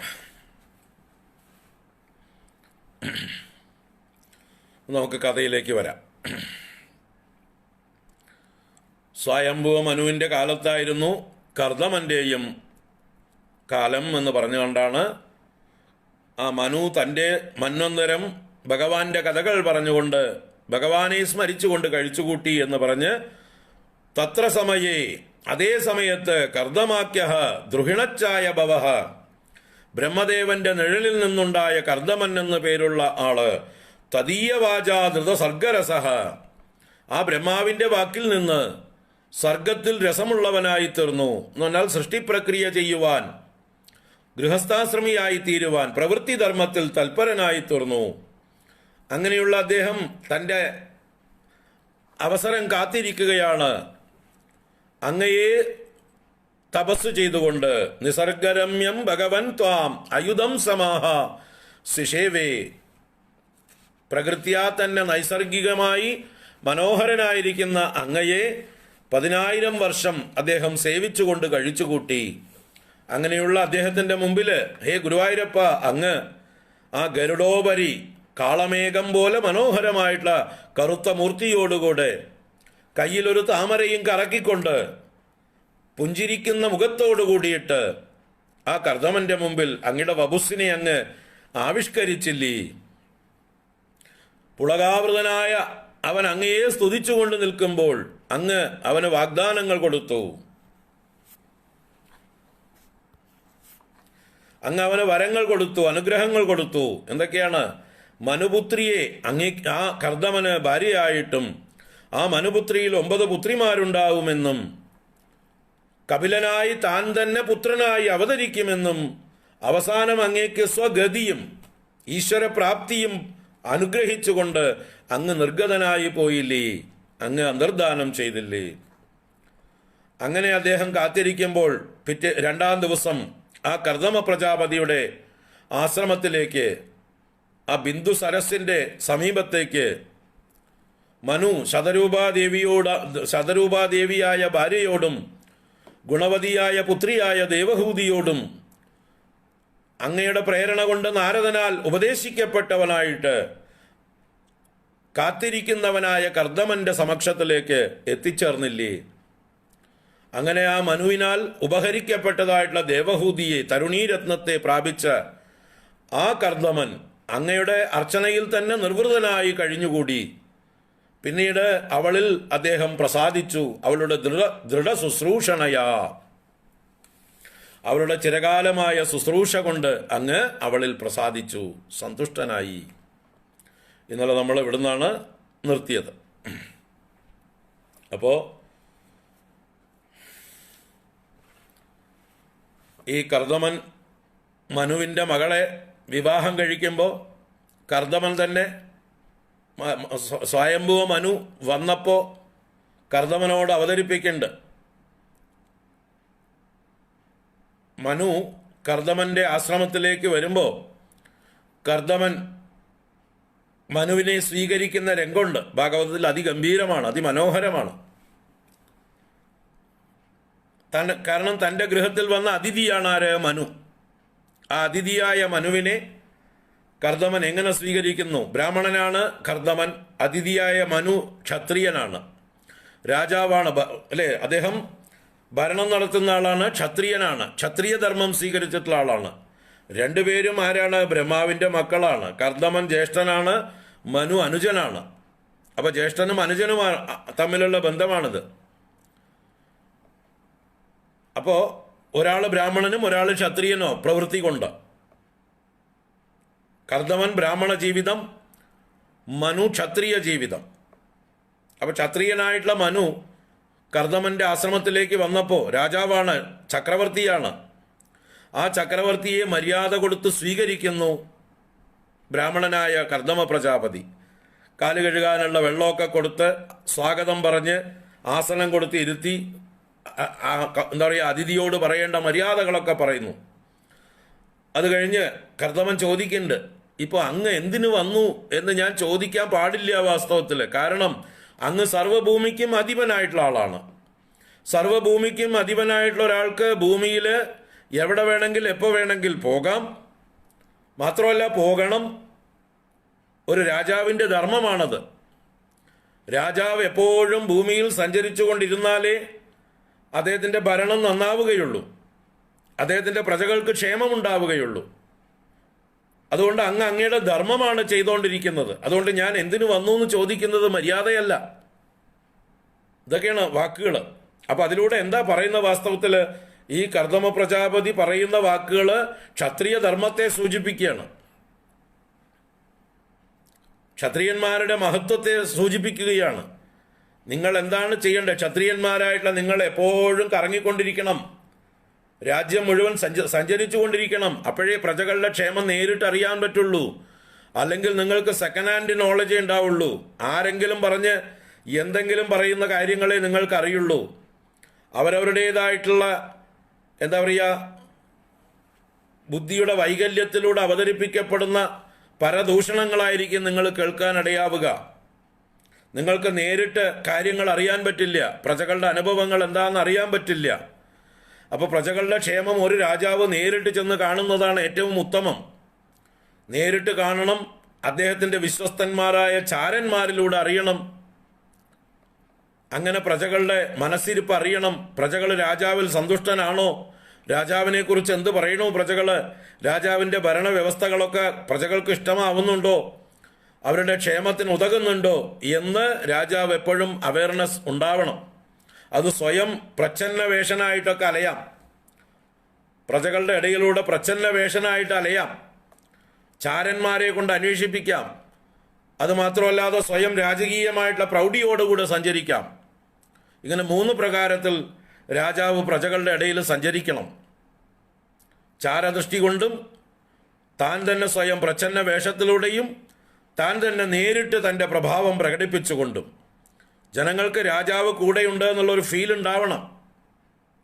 രാജാവ് നമ്മൾ ചെയ്യുന്ന കാര്യങ്ങൾ അറിയുന്നുണ്ട്, നമ്മളുടെ കഷ്ടപ്പാടുകൾ അറിയുന്നുണ്ട്, നമ്മളുടെ റോഡുകളുടെ അവസ്ഥ രാജാവ് അറിയുന്നുണ്ട്, നമ്മളുടെ പാലങ്ങളുടെ അവസ്ഥ രാജാവ് അറിയുന്നുണ്ട്, നമ്മുടെ കൃഷിയുടെ അവസ്ഥ രാജാവ് അറിയുന്നുണ്ട്, നമുക്കുണ്ടായ വെള്ളപ്പൊക്കത്തിൻ്റെ അവസ്ഥ രാജാവ് അറിയുന്നുണ്ട്. അപ്പോൾ അദ്ദേഹം വേഗം പരിഹാരം കാണും എന്നുള്ള വിശ്വാസം പ്രജകളിൽ ഉണ്ടാവും. അപ്പോൾ രാജ്യത്ത് എന്തൊരു പ്രശ്നം ഉണ്ടായാലും അവിടെ ഓടിയെത്തേണ്ട ആളാണ് രാജാവ്. അതാണ് നമ്മുടെ രാജധർമ്മം. അതാണ് രാജധർമ്മം വ്യാഖ്യാനിച്ചിട്ടുള്ളത്. ഈ രാജധർമ്മം അറിഞ്ഞിട്ട് വേണം നമ്മുടെ ഇന്നത്തെ രാഷ്ട്രീയക്കാരൊക്കെ രാഷ്ട്രീയത്തിലേക്ക് പ്രവേശിക്കാൻ. നമ്മുടെ പൂർവികരായ രാജാക്കന്മാർ എങ്ങനെയാണ് രാജധർമ്മം പാലിച്ചിരുന്നത് എന്ന് അറിഞ്ഞിട്ട് വേണം ഇന്നത്തെ എന്താ പറയുക പ്രജകളെ സേവിക്കാൻ ഇറങ്ങുന്ന രാഷ്ട്രീയ നായകന്മാർ ആ രംഗത്തേക്ക് വരാൻ. പക്ഷെ അവർക്ക് പ്രജകളെ സേവിക്കാനാണോ അവർ ഇറങ്ങിയിരിക്കുന്നത്? നമുക്കറിയാലോ. അവരും അവരുടെ കുടുംബവും പോക്കറ്റും നിറയ്ക്കാൻ വേണ്ടിയിട്ടല്ലേ അവർ ഇറങ്ങിയിരിക്കണം. അവർക്ക് വല്ലതും അറിയേണ്ട ആവശ്യമുണ്ടോ? സ്വാർത്ഥന്മാരും മൂഢന്മാരുമായിരിക്കുന്ന ഇന്നത്തെ നേതാക്കന്മാര് അന്നത്തെ രാജാക്കന്മാരുടെ 7 അയലത്ത് നിൽക്കാനുള്ള ഒരു യോഗ്യതയുമില്ല. രാജധർമ്മമാണ് ഏറ്റവും ഉത്തമമായിട്ടുള്ള ധർമ്മം. അവിടെ പ്രജകളുടെ അടിമയാണ് രാജാവ്. അറിയോ, നമ്മുടെ രാജധർമ്മം, സനാതനധർമ്മത്തിലെ രാജധർമ്മത്തിൽ പ്രജകളുടെ അടിമയാണ് രാജാവ്, അല്ലാതെ അവരുടെ മുകളിലല്ല അദ്ദേഹത്തിന് സ്ഥാനം. ആ സംസ്കാരം ഉൾക്കൊണ്ടിട്ടുള്ള ആളാണ് നമ്മുടെ ഇന്നത്തെ പ്രധാനമന്ത്രി. അദ്ദേഹം അത് ഭാവിക്കുന്നുണ്ട് എപ്പോഴും. അദ്ദേഹം അതൊക്കെ പഠിച്ചിട്ടുണ്ട്. അദ്ദേഹം ആശ്രമങ്ങളിൽ താമസിച്ചിട്ടുണ്ട്, മഹാന്മാരുമായിട്ട് സത്സംഗം ചെയ്തിട്ടുണ്ട്. അതിൻ്റെ ഗുണം അദ്ദേഹത്തിലുണ്ട്.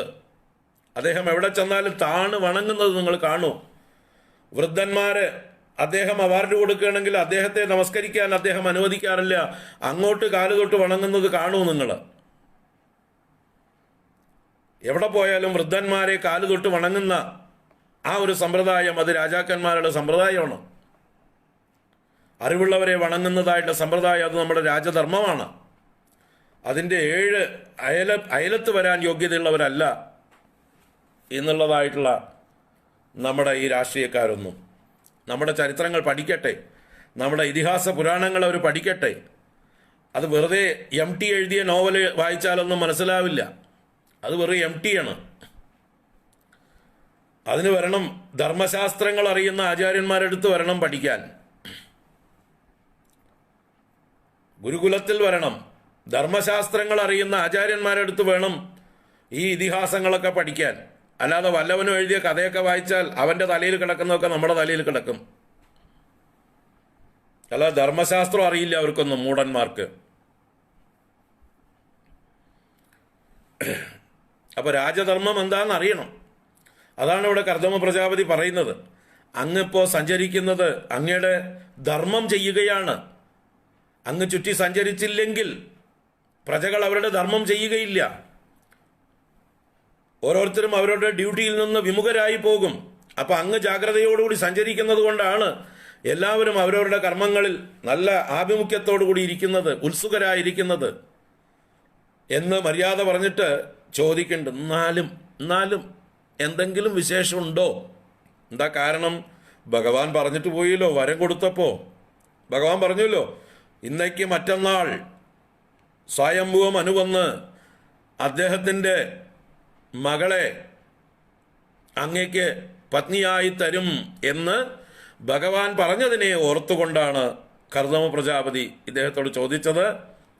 അല്ല, എന്തെങ്കിലും വിശേഷമുണ്ടോ എന്ന്. കാരണം അങ്ങോട്ട് എന്തെങ്കിലും ചോദിച്ചാലേ അദ്ദേഹം ഇങ്ങോട്ട് പറയാൻ ധൈര്യം കാണിക്കുള്ളൂ. എന്താ വന്ന കാര്യം എന്ന് ചോദിക്കുമ്പോഴേ, അല്ലെങ്കിൽ അദ്ദേഹത്തിന് മടിയുണ്ടാവും, ഒരു വിമുഖതയുണ്ടാവും. എങ്ങനെ തുടങ്ങണം? മനുവിന് വിമുഖതയുണ്ടാവും. കാരണം ഒരു സന്യാസി തുല്യനായിട്ടുള്ള ഒരാളോടാണ് താൻ സംസാരിക്കാൻ പോകുന്നത്. ഈ സന്യാസി പൂർണ്ണ വൈരാഗിയാണെങ്കിലോ തപസ്വിയാണെങ്കിലോ അദ്ദേഹത്തിന് കല്യാണം കഴിക്കാൻ താല്പര്യമില്ലെങ്കിലോ അങ്ങനെയുള്ള ഒരാളുടെ അടുത്ത് വന്നിട്ട് എൻ്റെ മകളെ തരട്ടെ എന്ന് ചോദിക്കുന്നതൊരു മര്യാദയാണോ? അപ്പോൾ അദ്ദേഹം തന്നെ ആദ്യം അതിനുള്ള ഓപ്പണിംഗ് കൊടുക്കുകയാണ്, സംസാരിക്കാനുള്ള അവസരം കൊടുക്കണം. വന്ന കാര്യം പറഞ്ഞോളൂ ധൈര്യമായിട്ട് എന്നുള്ള ആ ഒരു ധൈര്യം കൊടുക്കുകയാണ്. അങ്ങനെ തുറന്നു വിട്ടപ്പോൾ പിന്നെ മനു പറയണു, അങ്ങിപ്പോൾ പറഞ്ഞ കാര്യങ്ങളൊക്കെ എനിക്ക് വലിയ അനുഗ്രഹമായിട്ടോ. അങ്ങ് എന്നെ രാജധർമ്മം ഓർമ്മിപ്പിച്ചു, ഞാൻ ചെയ്യേണ്ട കർത്തവ്യങ്ങളെക്കുറിച്ച് ഓർമ്മിപ്പിച്ചു. വാസ്തവത്തിൽ നിങ്ങൾ ഞങ്ങളുടെ ജ്യേഷ്ഠരാണ്, നിങ്ങളാണ് രാജ്യം ഭരിക്കേണ്ടവർ. മനു പറയണം ആരോട്? കർദമ പ്രജാപതിയോട്. ഏതടിസ്ഥാനത്തിൽ? നിങ്ങൾ ബ്രാഹ്മണർ ആണ് വാസ്തവത്തിൽ ജ്യേഷ്ഠന്മാർ സമൂഹത്തിൽ. എന്നുവെച്ചാൽ ബുദ്ധിക്ക് പ്രാധാന്യമുള്ളവരെയാണ് ബ്രാഹ്മണർ എന്ന് പറയുന്നത്, ശിരസ്ഥാനത്തുള്ളവരെയാണ് ബ്രാഹ്മണർ എന്ന് പറയുന്നത്. ലോകത്തിന് മാർഗദർശനം ചെയ്യാൻ കഴിവുള്ളവരെയാണ്, ബുദ്ധിശാലികളായിട്ടുള്ള ആളുകളെയാണ് ബ്രാഹ്മണർ എന്ന് പറയുന്നത്.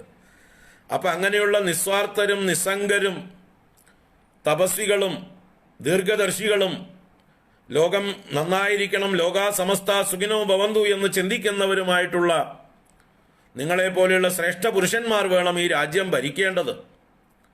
നിങ്ങളാണ് ഈ രാജ്യത്തിൻ്റെ അവകാശികൾ, ഈ ലോകത്തിൻ്റെ അവകാശികൾ. പക്ഷേ നിങ്ങൾ ഭരണം വേണ്ട എന്ന് പറഞ്ഞ അനുജന്മാരായ ഞങ്ങൾക്ക് വിട്ടുതന്നു. ആ നിങ്ങളുടെ ഔദാര്യമാണ് ഞങ്ങൾ സ്വീകരിച്ചിരിക്കുന്നത് എന്നാ പറയുന്നത്.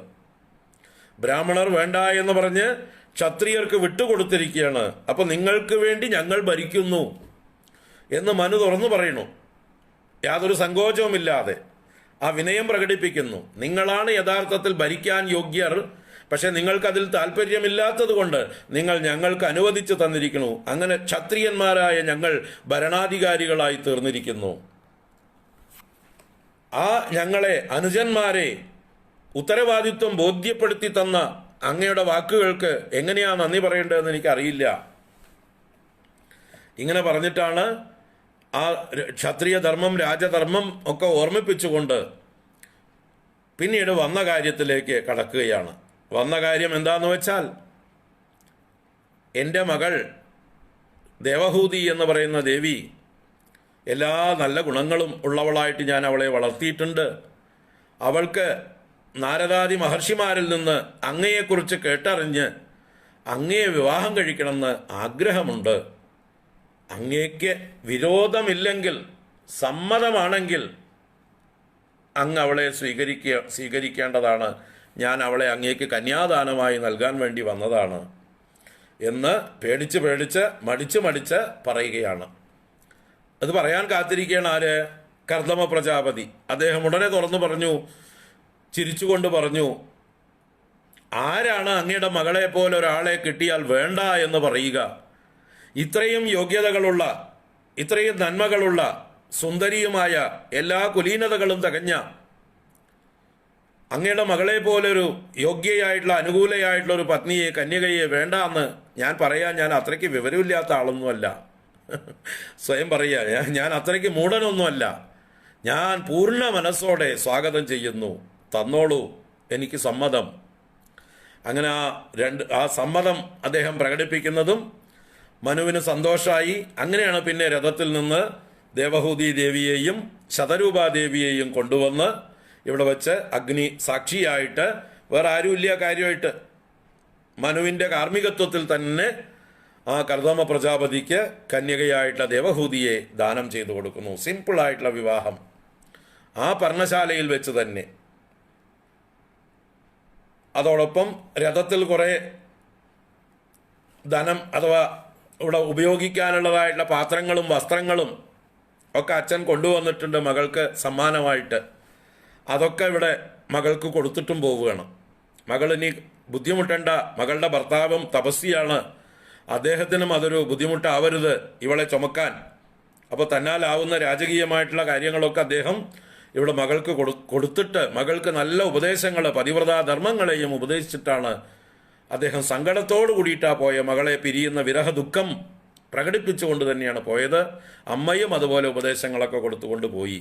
ആ രംഗമൊക്കെ വളരെ വിപുലമായിട്ട് വിശദമായിട്ട് ശ്രീമദ് ഭാഗവതത്തിൽ വർണ്ണിച്ചിട്ടുണ്ട്. തൃതീയ സ്കന്ധത്തിൽ 21-ാം അധ്യായത്തിലോ 22-ാം അധ്യായത്തിലോ ആണ്.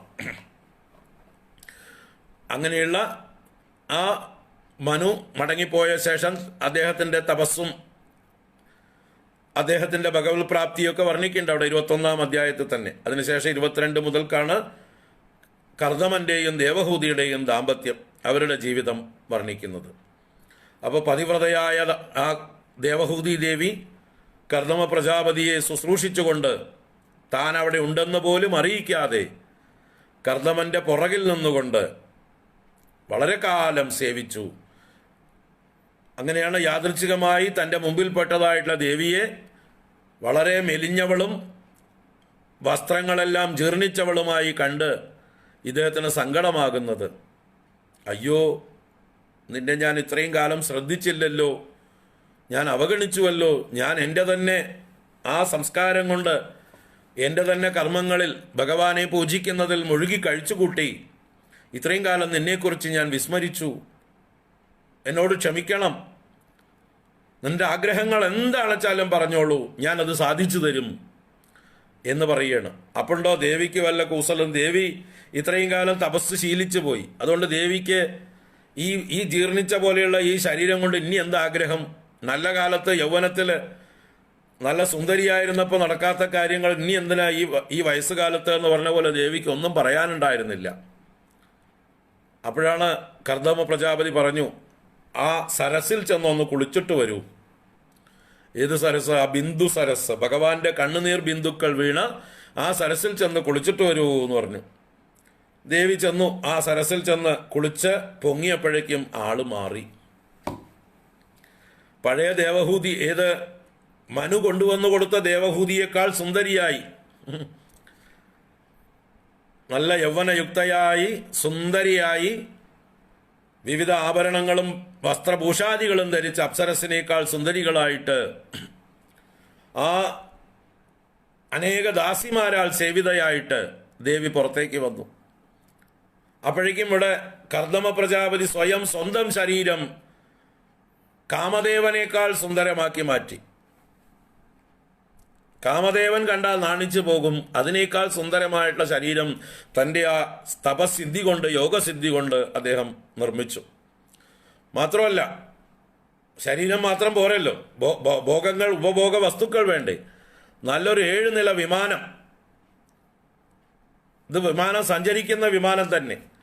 സങ്കല്പിച്ചാൽ എവിടേക്ക് പോകണമെന്ന് സങ്കല്പിക്കുന്നു അവിടേക്ക് പോകുന്ന, യഥേഷ്ടം ഗമിക്കുന്ന, എത്ര വേണമെങ്കിൽ വലുതാക്കാവുന്ന, എത്ര വേണമെങ്കിൽ ചെറുതാക്കാവുന്ന ഏത് സൗകര്യങ്ങളും ഇന്നത്തെ ഒരു 7 സ്റ്റാർ ഹോട്ടലുകളിൽ പോലും സങ്കല്പിക്കാൻ പറ്റാത്ത സൗകര്യങ്ങളുള്ള, രത്നങ്ങൾ കൊണ്ടും സ്വർണങ്ങൾ കൊണ്ടും പവിഴം കൊണ്ടും വെള്ളി കൊണ്ടും നിർമ്മിച്ചതായിട്ടുള്ള ആ വിമാനം, അതിലുള്ള ഓരോ ഉപകരണങ്ങളും സ്വർണങ്ങൾ കൊണ്ട്, ആലവട്ടങ്ങളും വെഞ്ചാമരങ്ങളും പരവതാനികളും എല്ലാം അത്യന്തം വില കൂടിയത്, വില മതിക്കാനാവാത്തത്, അങ്ങനെയുള്ള ഭോഗവസ്തുക്കളെ കൊണ്ട് അദ്ദേഹം നിറച്ചു.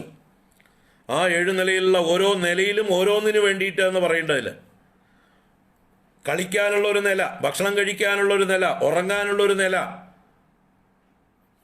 വേറെ പല കാര്യങ്ങൾക്ക് ഓരോന്നിനും ഓരോ നില എന്ന് പറഞ്ഞ പോലെ 7 നിലകളാണ്. അതിലൊക്കെ അനേകം എന്താ പറയുക റൂമുകൾ, അനേക മുറികളോടുകൂടി, അതിൽ തന്നെ വേണമെങ്കിൽ കുളിക്കാനുള്ളതായിട്ടുള്ള സ്വിമ്മിംഗ് പൂളുകൾ, എല്ലാ സൗകര്യങ്ങളും, ഇഷ്ടംപോലെ സഞ്ചരിക്കും, എവിടേക്ക് വേണമെങ്കിൽ പോകും.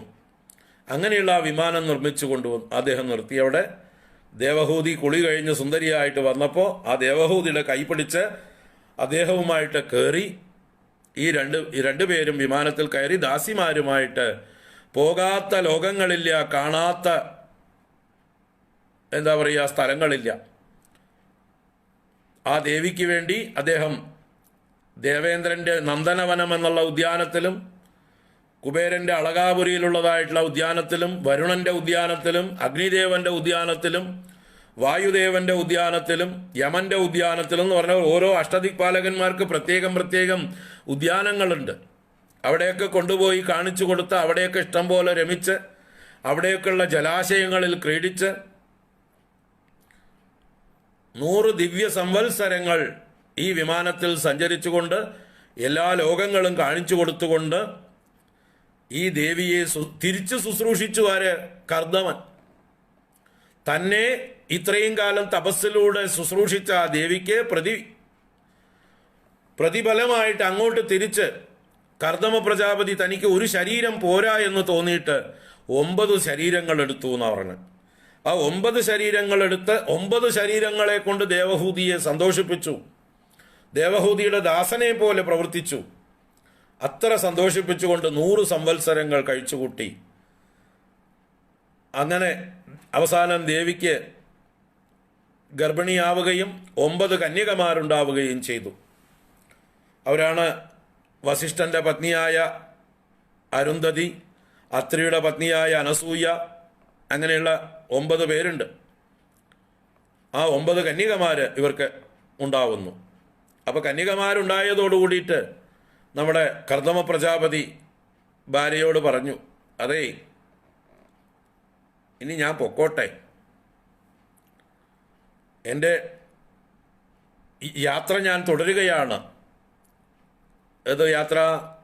ബ്രഹ്മചര്യം കഴിഞ്ഞാൽ ഗാർഹസ്ഥ്യം, ഗാർഹസ്ഥ്യം കഴിഞ്ഞാൽ പിന്നെ അടുത്ത സ്റ്റേജ് വാനപ്രസ്ഥം.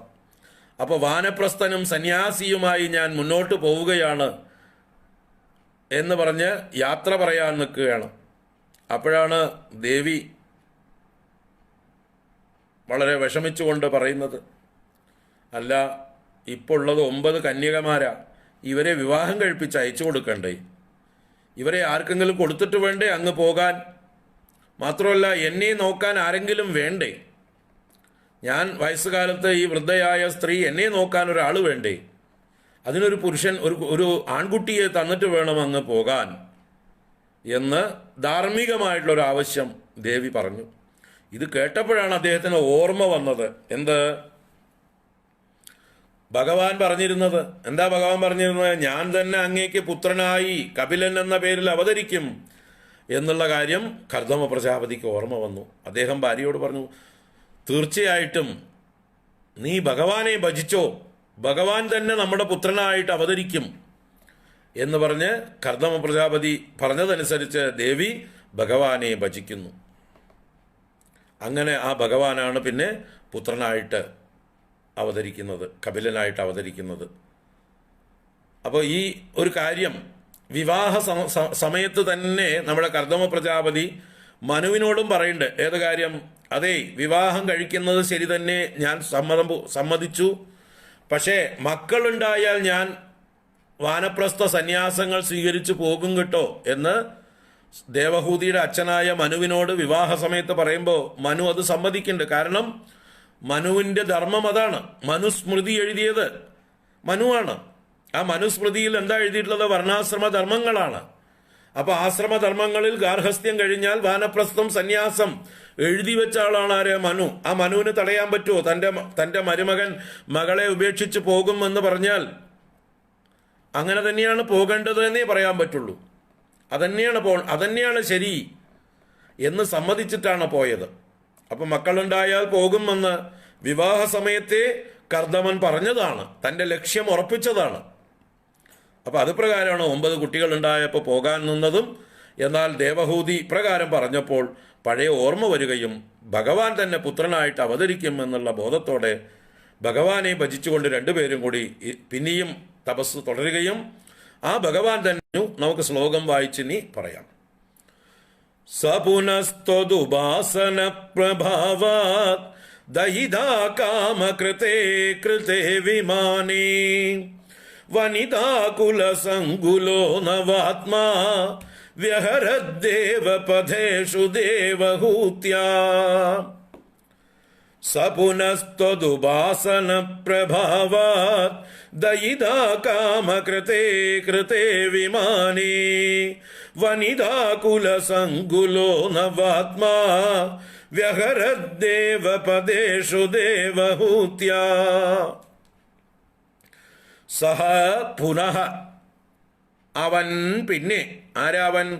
ആ കർദമൻ പിന്നീട് ത്വദുപാസന പ്രഭാവാത്, ത്വദുപാസനയിൽ നിന്നുള്ള പ്രഭാവം കൊണ്ട്, ഗുരുവായൂരപ്പ അങ്ങയെ സേവിച്ച് ആ തപസ്സിൽ നിന്ന് ആർജിച്ചിട്ടുള്ള യോഗസിദ്ധികളെ കൊണ്ട് ദയിതാ കാമകൃതേ കൃതേ വിമാനേ,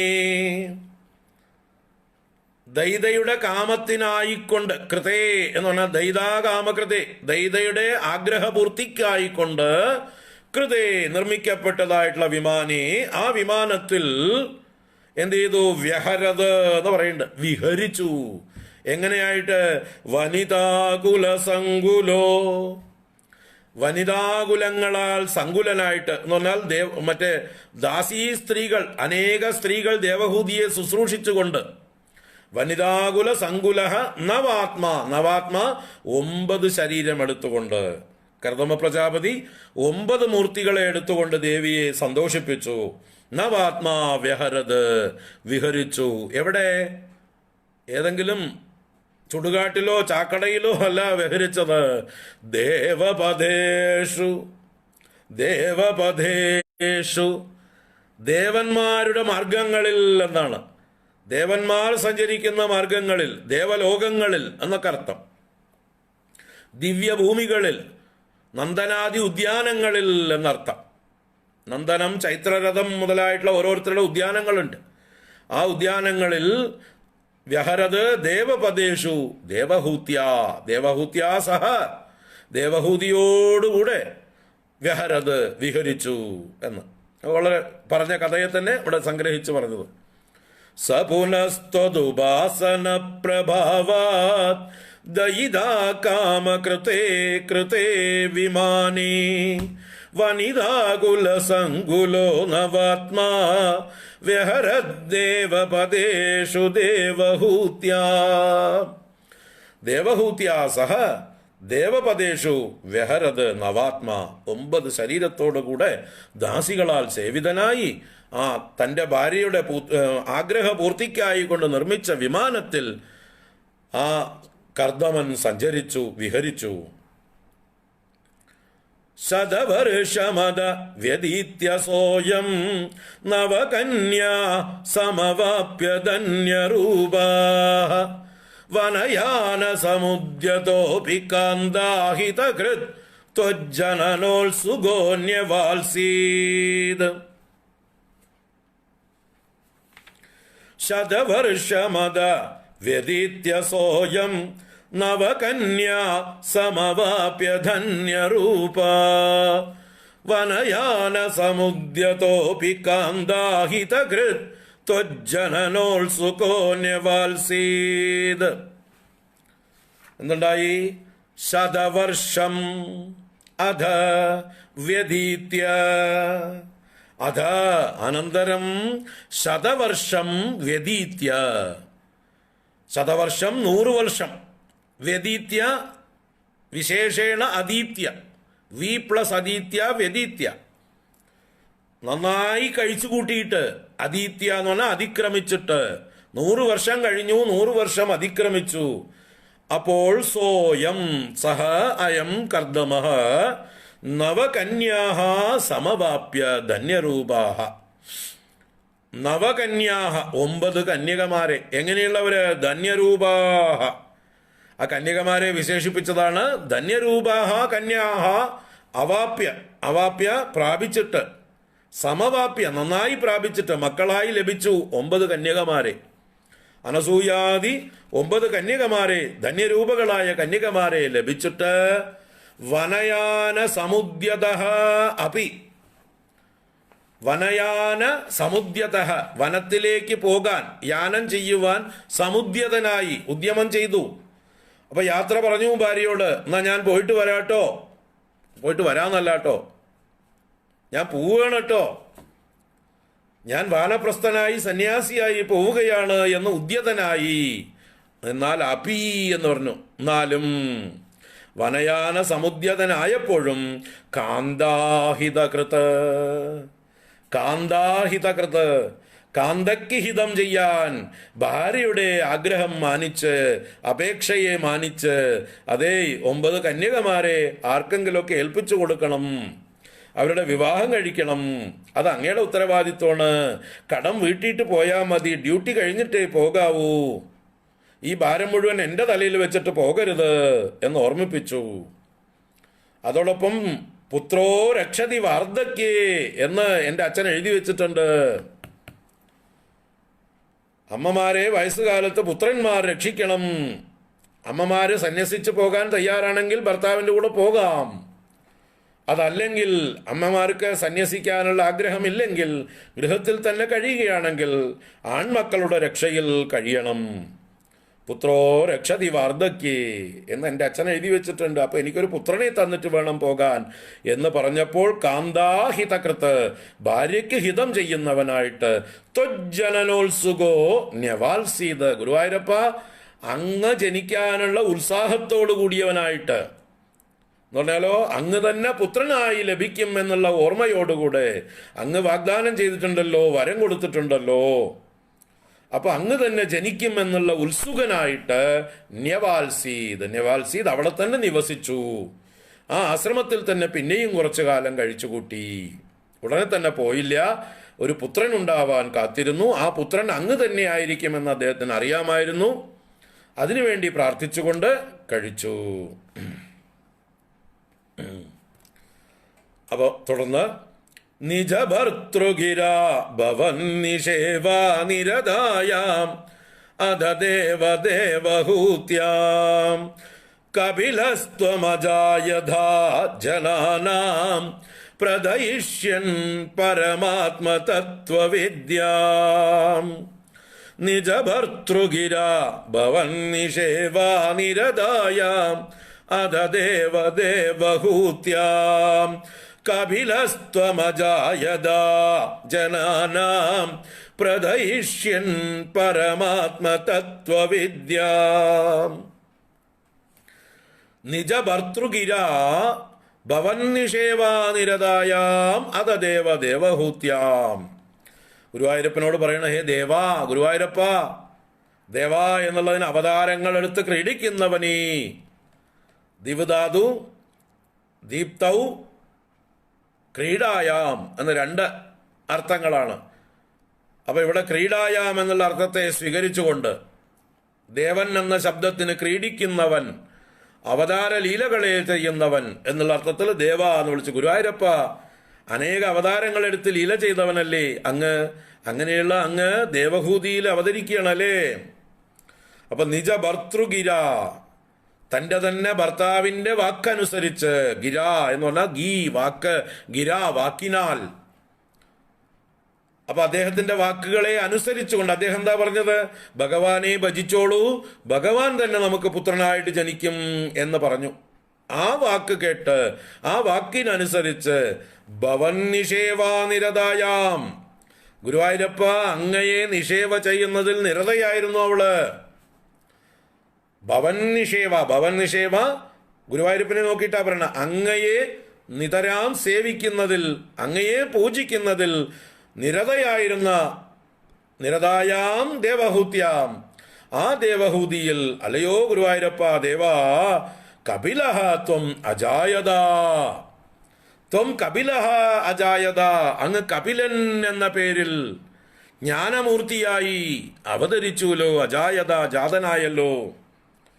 എന്തിനായിക്കൊണ്ട്? ജനാനാം പ്രദയിഷ്യൻ പരമാത്മതത്വവിദ്യാം, ജനാനാം പരമാത്മതത്വവിദ്യാം പ്രദയിഷ്യൻ, ജനങ്ങൾക്ക് പരമാത്മതത്വവിദ്യയെ നല്ലതുപോലെ അവതരിപ്പിക്കാൻ, പ്രകാശിപ്പിക്കാൻ, പ്രദയിഷ്യൻ. അപ്പൊ ലോകത്തിന് സാഖ്യം എന്നതായിട്ടുള്ള ആ തത്വശാസ്ത്രത്തെ ഉപദേശിക്കുവാനായിക്കൊണ്ടാണ് ഗുരുവായൂരപ്പ അങ്ങ് കപിലനായി അവതരിച്ചത്.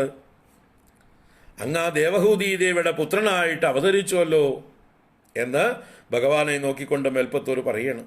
അപ്പോൾ തൻ്റെ ഭർത്താവിൻ്റെ വാക്കനുസരിച്ച് ഭഗവാനെ സേവിച്ചുകൊണ്ടിരുന്ന ആ ദേവഹൂതി ദേവിയിൽ കപിലനായിട്ട് അങ്ങ് അവതരിച്ചു, ലോകത്തിന് ആ പരമാത്മ തത്വവിദ്യയെ ഉപദേശിക്കുവാനായിക്കൊണ്ട്. നിജഭർതൃഗിരാ ഭവൻ നിഷേവ നിരതായാം അധദേവദേവഹൂത്യാം കപിലസ്ത്വമജായധാ ജനാനാം പ്രദയിഷ്യൻ പരമാത്മതത്വവിദ്യാം. ഇനി ആ കർദമൻ മകനുണ്ടായതോടുകൂടി സന്തോഷിച്ച് തൻ്റെ ദൗത്യം തുടരുകയാണ്. എന്ന് വെച്ചാൽ സന്യാസത്തിന് പോവുകയാണ്, മകനെ അമ്മയുടെ ഭാരം ഏൽപ്പിച്ചിട്ട്. അപ്പം അതിനു മുമ്പായിട്ട് ആ കർദമൻ തന്നെ ഭഗവാനെ ഏകാന്തതയിൽ പുത്രനാണെങ്കിലും പുത്രഭാവത്തിലല്ലാതെ ഈശ്വരനും ഗുരുവുമായി കണ്ടുകൊണ്ട് തൻ്റെ പുത്രനായി അവതരിച്ചിരിക്കുന്നത് ഭഗവാൻ തന്നെയാണെന്നുള്ള ഉത്തമ ബോധ്യത്തോടുകൂടെ, ഭഗവാൻ പറഞ്ഞിരുന്നുവല്ലോ, വരം കൊടുത്തിരുന്നുവല്ലോ, ആ ഓർമ്മയോടുകൂടെ തന്നെ തൻ്റെ പുത്രനായിരിക്കുന്നത്, ഈ കപിലനായിരിക്കുന്നത് ജ്ഞാനമൂർത്തിയായ ഭഗവാൻ തന്നെയാണ്, തനിക്ക് ഉപദേശം നൽകാൻ യോഗ്യനാണ് എന്നറിഞ്ഞുകൊണ്ട് ഏകാന്തതയിൽ ആ പുത്രനായ ഗുരുവിനെ പ്രദക്ഷിണ നമസ്കാരാദികൾ ചെയ്തുകൊണ്ട് തൻ്റെ സംശയങ്ങൾ അവതരിപ്പിച്ചുകൊണ്ട്, ഞാൻ കാട്ടിൽ ചെന്നാൽ എന്താണ് ചെയ്യേണ്ടത്, എങ്ങനെയാണ് എൻ്റെ തുടർ ജീവിതം നയിക്കേണ്ടത്, എനിക്ക് മാർഗദർശനം നൽകിയാലും എന്ന് പറഞ്ഞ് ആ കപിലനോട് ആവശ്യപ്പെടുന്നതും ആ കപില ഭഗവാൻ അച്ഛന് കൊടുക്കുന്ന ഉപദേശം, അച്ഛൻ കാട്ടിൽ ചെന്ന് എന്നെ തന്നെ ധ്യാനിച്ചുകൊണ്ട് എങ്ങനെ തപസ് അനുഷ്ഠിക്കണം എന്നുള്ള ഉപദേശം ആ മകൻ കൊടുത്തു. മകനായിട്ടല്ല, ഈശ്വരനും ഗുരുവുമായിക്കൊണ്ട് കൊടുത്തതായിട്ടുള്ള ആ ഉപദേശത്തെ അദ്ദേഹം സ്വീകരിച്ച് വീണ്ടും വീണ്ടും ആ കപില ഭഗവാനെ പ്രദക്ഷിണ നമസ്കാരാദികൾ ചെയ്ത് യാത്ര പറഞ്ഞ് ആ കർദമ പ്രജാപതി കാട്ടിൽ ചെന്ന് ഭഗവാൻ ഉപദേശിച്ച പ്രകാരം തന്നെ തപസ് അനുഷ്ഠിച്ച ഭഗവാനെ ധ്യാനിച്ച് ജീവൻ മുക്തനായിത്തീരുന്നു. അദ്ദേഹത്തിന് ദേഹബോധം തന്നെ ഇല്ലാതാവുന്നു.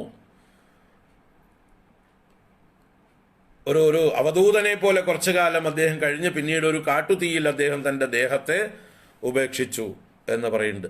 അപ്പം അങ്ങനെയുള്ള കപിലൻ്റെ അച്ഛനായ കർദമൻ്റെ ആ ജീവിതത്തെക്കുറിച്ചാണ് അവസാനം പറയുന്നത്.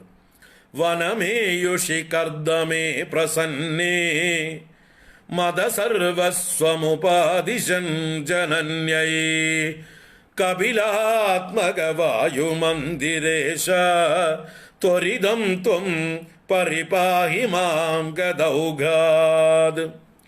വനമേയുഷി കർദമേ പ്രസന്നേ മദസർവസ്വമുപാദിശൻ ജനന്യൈ കപിലാത്മകവായുമന്ദിരേശ ത്വരിതം ത്വം പരിപാഹി മാം ഗദൗഘാത്. വനമേയുഷി കർദമേ പ്രസന്നേ, പ്രസന്നേ കർദമേ വനമേയുഷി സതീ. പ്രസന്നനായ കർദമൻ വനത്തിലേക്ക് പോയപ്പോൾ, ഏയുഷി ഇണ് എന്നുള്ളതൊരു ധാതുവിൻ്റെ, ഇണ് ധാതു ഗതൗ ഗതി പ്രാപിക്കുക എന്നാണ് അർത്ഥം. അതിൻ്റെ രൂപം തന്നെയാണ് പരേതരൊക്കെ ആവുന്നത്. ഇണ് ധാതുവിൻ്റെ കൂടെ പര എന്നുള്ള ഉപസർഗം ചേർത്താൽ പര ഇതനായി, പരം ഗതനായി, പരം പ്രാപിച്ചവനായി, പരലോകം പ്രാപിച്ചവനായി, പരേതനായി. അപ്പോൾ ആ ഇണ് ധാതുവിൻ്റെ ഒരു രൂപാന്തരം തന്നെയാണ് ഏ ഇവാൻ. അതിൻ്റെ ഒരു സപ്തമി രൂപമാണ് ഏയുഷി. അപ്പോൾ കർദമേ വനം ഏയുഷി സതി, കർദമൻ വനത്തിനെ പ്രാപിച്ചപ്പോൾ, വനത്തിലേക്ക് പോയപ്പോൾ എന്നർത്ഥമാണ്. അപ്പോൾ കർദമൻ വനത്തിലേക്ക് ഭഗവാൻ ജനിച്ച ഉടനെ ഓടുകയല്ല ഉണ്ടായത്, അല്ലേ?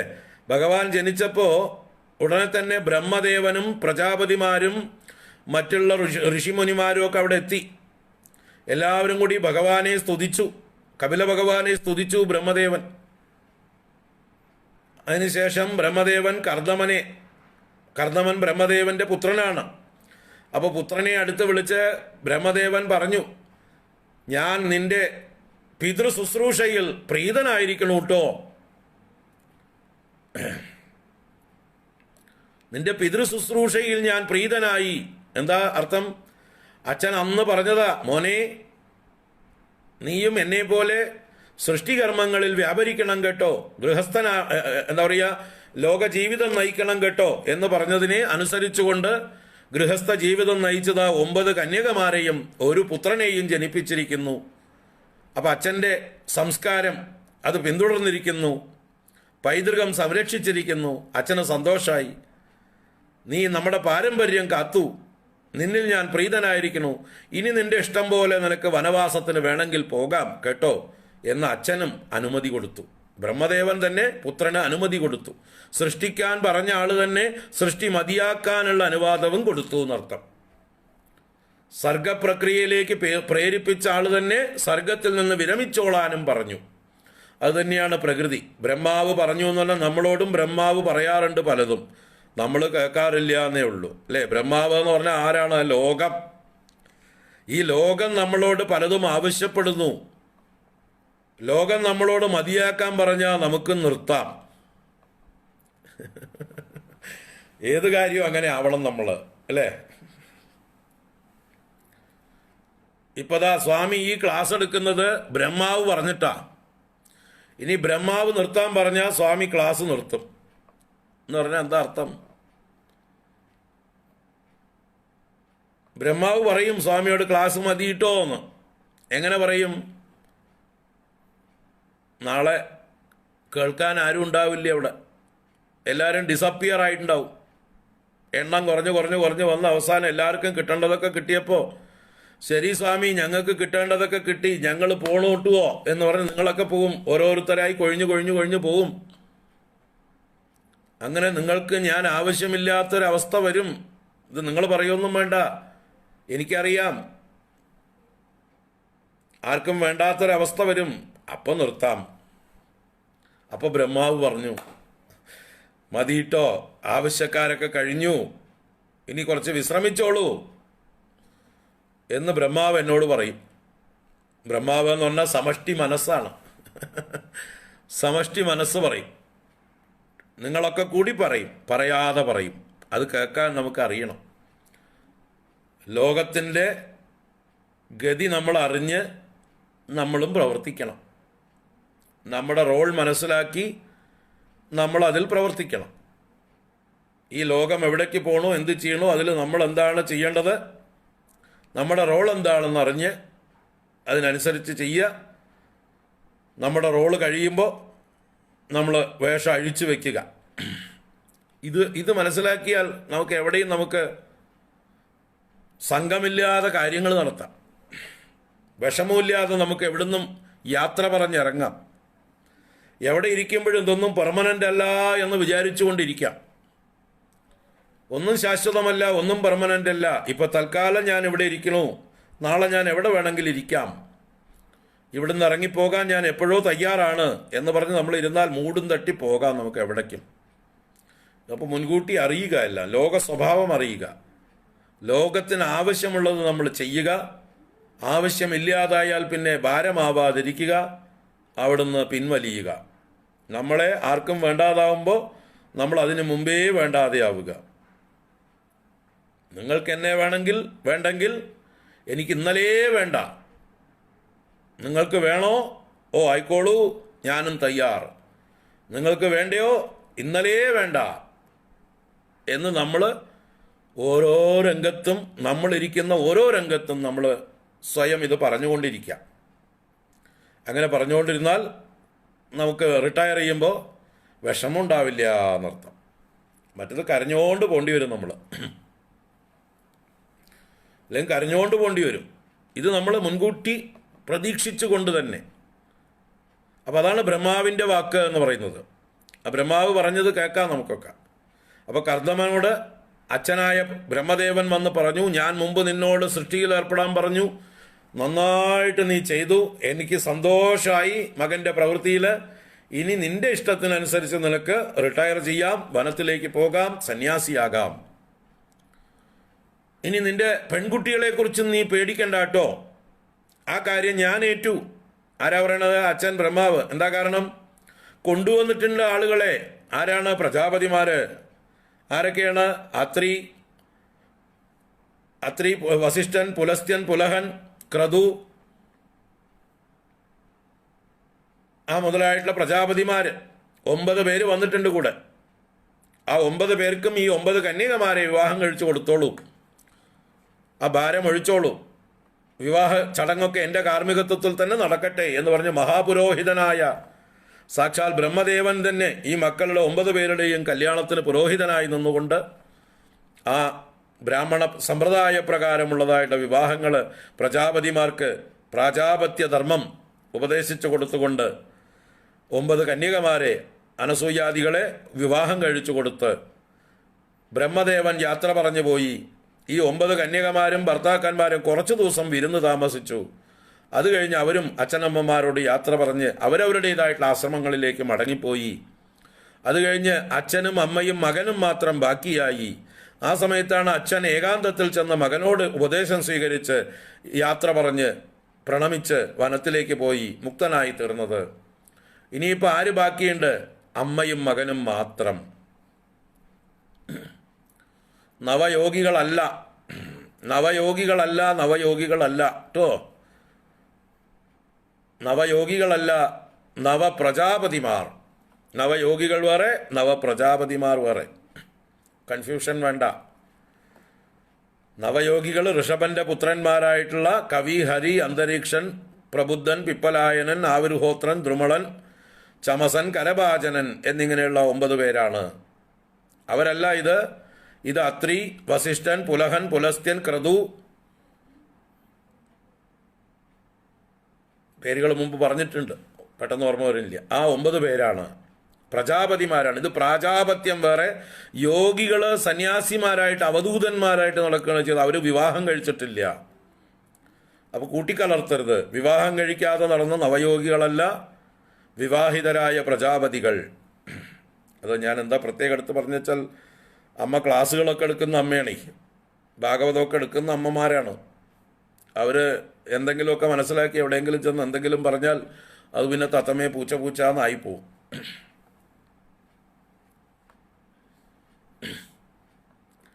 നവയോഗികൾ വേറെ, ഇവിടെ വന്ന പ്രജാപതിമാർ വേറെ.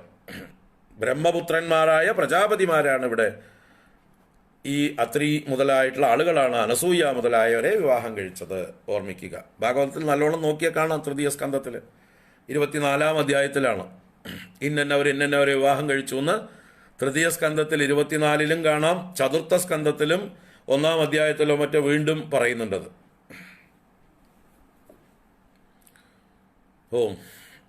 അപ്പൊ ഇവിടെ വനമേയുഷി കർദ്ദമേ പ്രസന്നേ, എല്ലാം കഴിഞ്ഞ് സന്തുഷ്ടനായ കർദ്ദമൻ വനത്തിലേക്ക് പോയപ്പോൾ മതസർവസ്വം ഉപാദിശൻ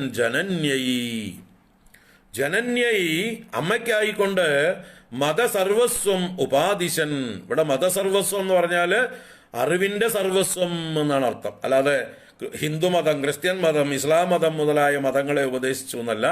മതം എന്നുള്ള വാക്കിന്റെ അർത്ഥം മതിയിൽ ഭവിക്കുന്നത് മതം, ബുദ്ധിയിലുണ്ടാകുന്നത് ജ്ഞാനം. അജ്ഞാനത്തിന്റെ പേരാണ് മതം. അപ്പൊ ജ്ഞാനത്തെ മുഴുവൻ ഉപദേശിച്ച് മതസർവസ്വം ഉപാദിശൻ ജനന്യൈ കപിലാത്മക വായുമന്ദിരേശ. ഗുരുവായൂരപ്പ എന്ന് വിളിക്കേണ്ട വായുമന്ദിരേശ. അങ്ങ് തന്നെയല്ലേ അവിടെ കപിലന്റെ റോളും അഭിനയിച്ചത്? കപിലാത്മക, കപിലസ്വരൂപനായ, കപിലമൂർത്തിയായ ഗുരുവായൂരപ്പ. ഇങ്ങനെയൊക്കെ എന്തെല്ലാം വേഷങ്ങൾ കെട്ടി അങ്ങ് കളിച്ചു. അങ്ങനെയുള്ള അങ്ങ് ത്വരിതം ത്വം പരിപാഹി മാം ഗദൗഘാത്. ത്വരിതം, പെട്ടെന്ന് തന്നെ, ത്വം അങ്ങ്, പരിപാഹി മാം, എന്നെ രക്ഷിച്ചാലും, എന്നെ നന്നായി രക്ഷിച്ചാലും. എന്തിൽ നിന്ന്? ഗദൗഘാത്. ഗതം എന്നാൽ രോഗം, അതിന്റെ ഓഘം എന്നാൽ സമൂഹം.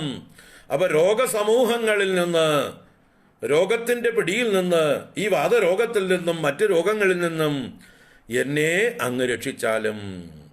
ഇപ്പോൾ ഏറ്റവും വലിയ രോഗം അജ്ഞാനമാണ്, ഭവരോഗമാണ്. ആ ഭവരോഗത്തിൽ നിന്ന് തന്നെ എന്നെ രക്ഷിച്ചാലും. കാരണം കപിലാത്മകനാണ് ഭഗവാൻ, ജ്ഞാനമൂർത്തിയാണ്. അപ്പൊ ജ്ഞാനമൂർത്തിയായ ഭഗവാനെ പ്രാർത്ഥിക്കേണ്ടത് ആ ജ്ഞാനം നൽകി നമ്മളെ ഈ സംസാര ദുരിതങ്ങളിൽ നിന്ന് എന്നേക്കുമായി കരകയറ്റാനാണ്. വനമേയുഷി കർദ്ദമേ പ്രസന്നേ മദസർവസ്വമുപാദിശൻ ജനന്യൈ കപിലാത്മക വായുമന്ദിരേശ ത്വരിതം ത്വം പരിപാഹി മാം ഗദൗഘാത്. കപിലാത്മക വായുമന്ദിരേശ ത്വരിതം ത്വം പരിപാഹി മാം ഗദൗഘാത്. ത്വരിതം ത്വം പരിപാഹി മാം ഗദൗഘാത്. പ്രാർത്ഥനാപൂർവം നമുക്കും സമർപ്പിക്കാം. ഇനി ആ കപില ഭഗവാൻ കൊടുത്ത മതസർവസ്വം ഉപാദിശൻ എന്നിവിടെ ചുരുക്കി പറഞ്ഞ ഒരു വാചകം വിപുലമാക്കുകയാണ് 15 ശ്ലോകങ്ങളിൽ അടുത്ത ദശകം. സർവത്ര ഗോവിന്ദനാമ സങ്കീർത്തനം. ഗോവിന്ദ ഗോവിന്ദ. നാരായണാഖില ഗുരോ ഭഗവൻ നമസ്തേ. ഗുരുവായൂരപ്പാ ശരണം. കായേന വാചാ മനസേന്ദ്രിയൈർവാ ബുദ്ധ്യാത്മനാ വാ പ്രകൃതേ സ്വഭാവാത് കരോമി യദ്യത് സകലം പരസ്മൈ നാരായണായേതി സമർപ്പയാമി. ഓം ശാന്തി ശാന്തി ശാന്തി. ഹരി ഓം. ശ്രീ ഗുരുഭ്യോ നമഃ. ഹരി ഓം.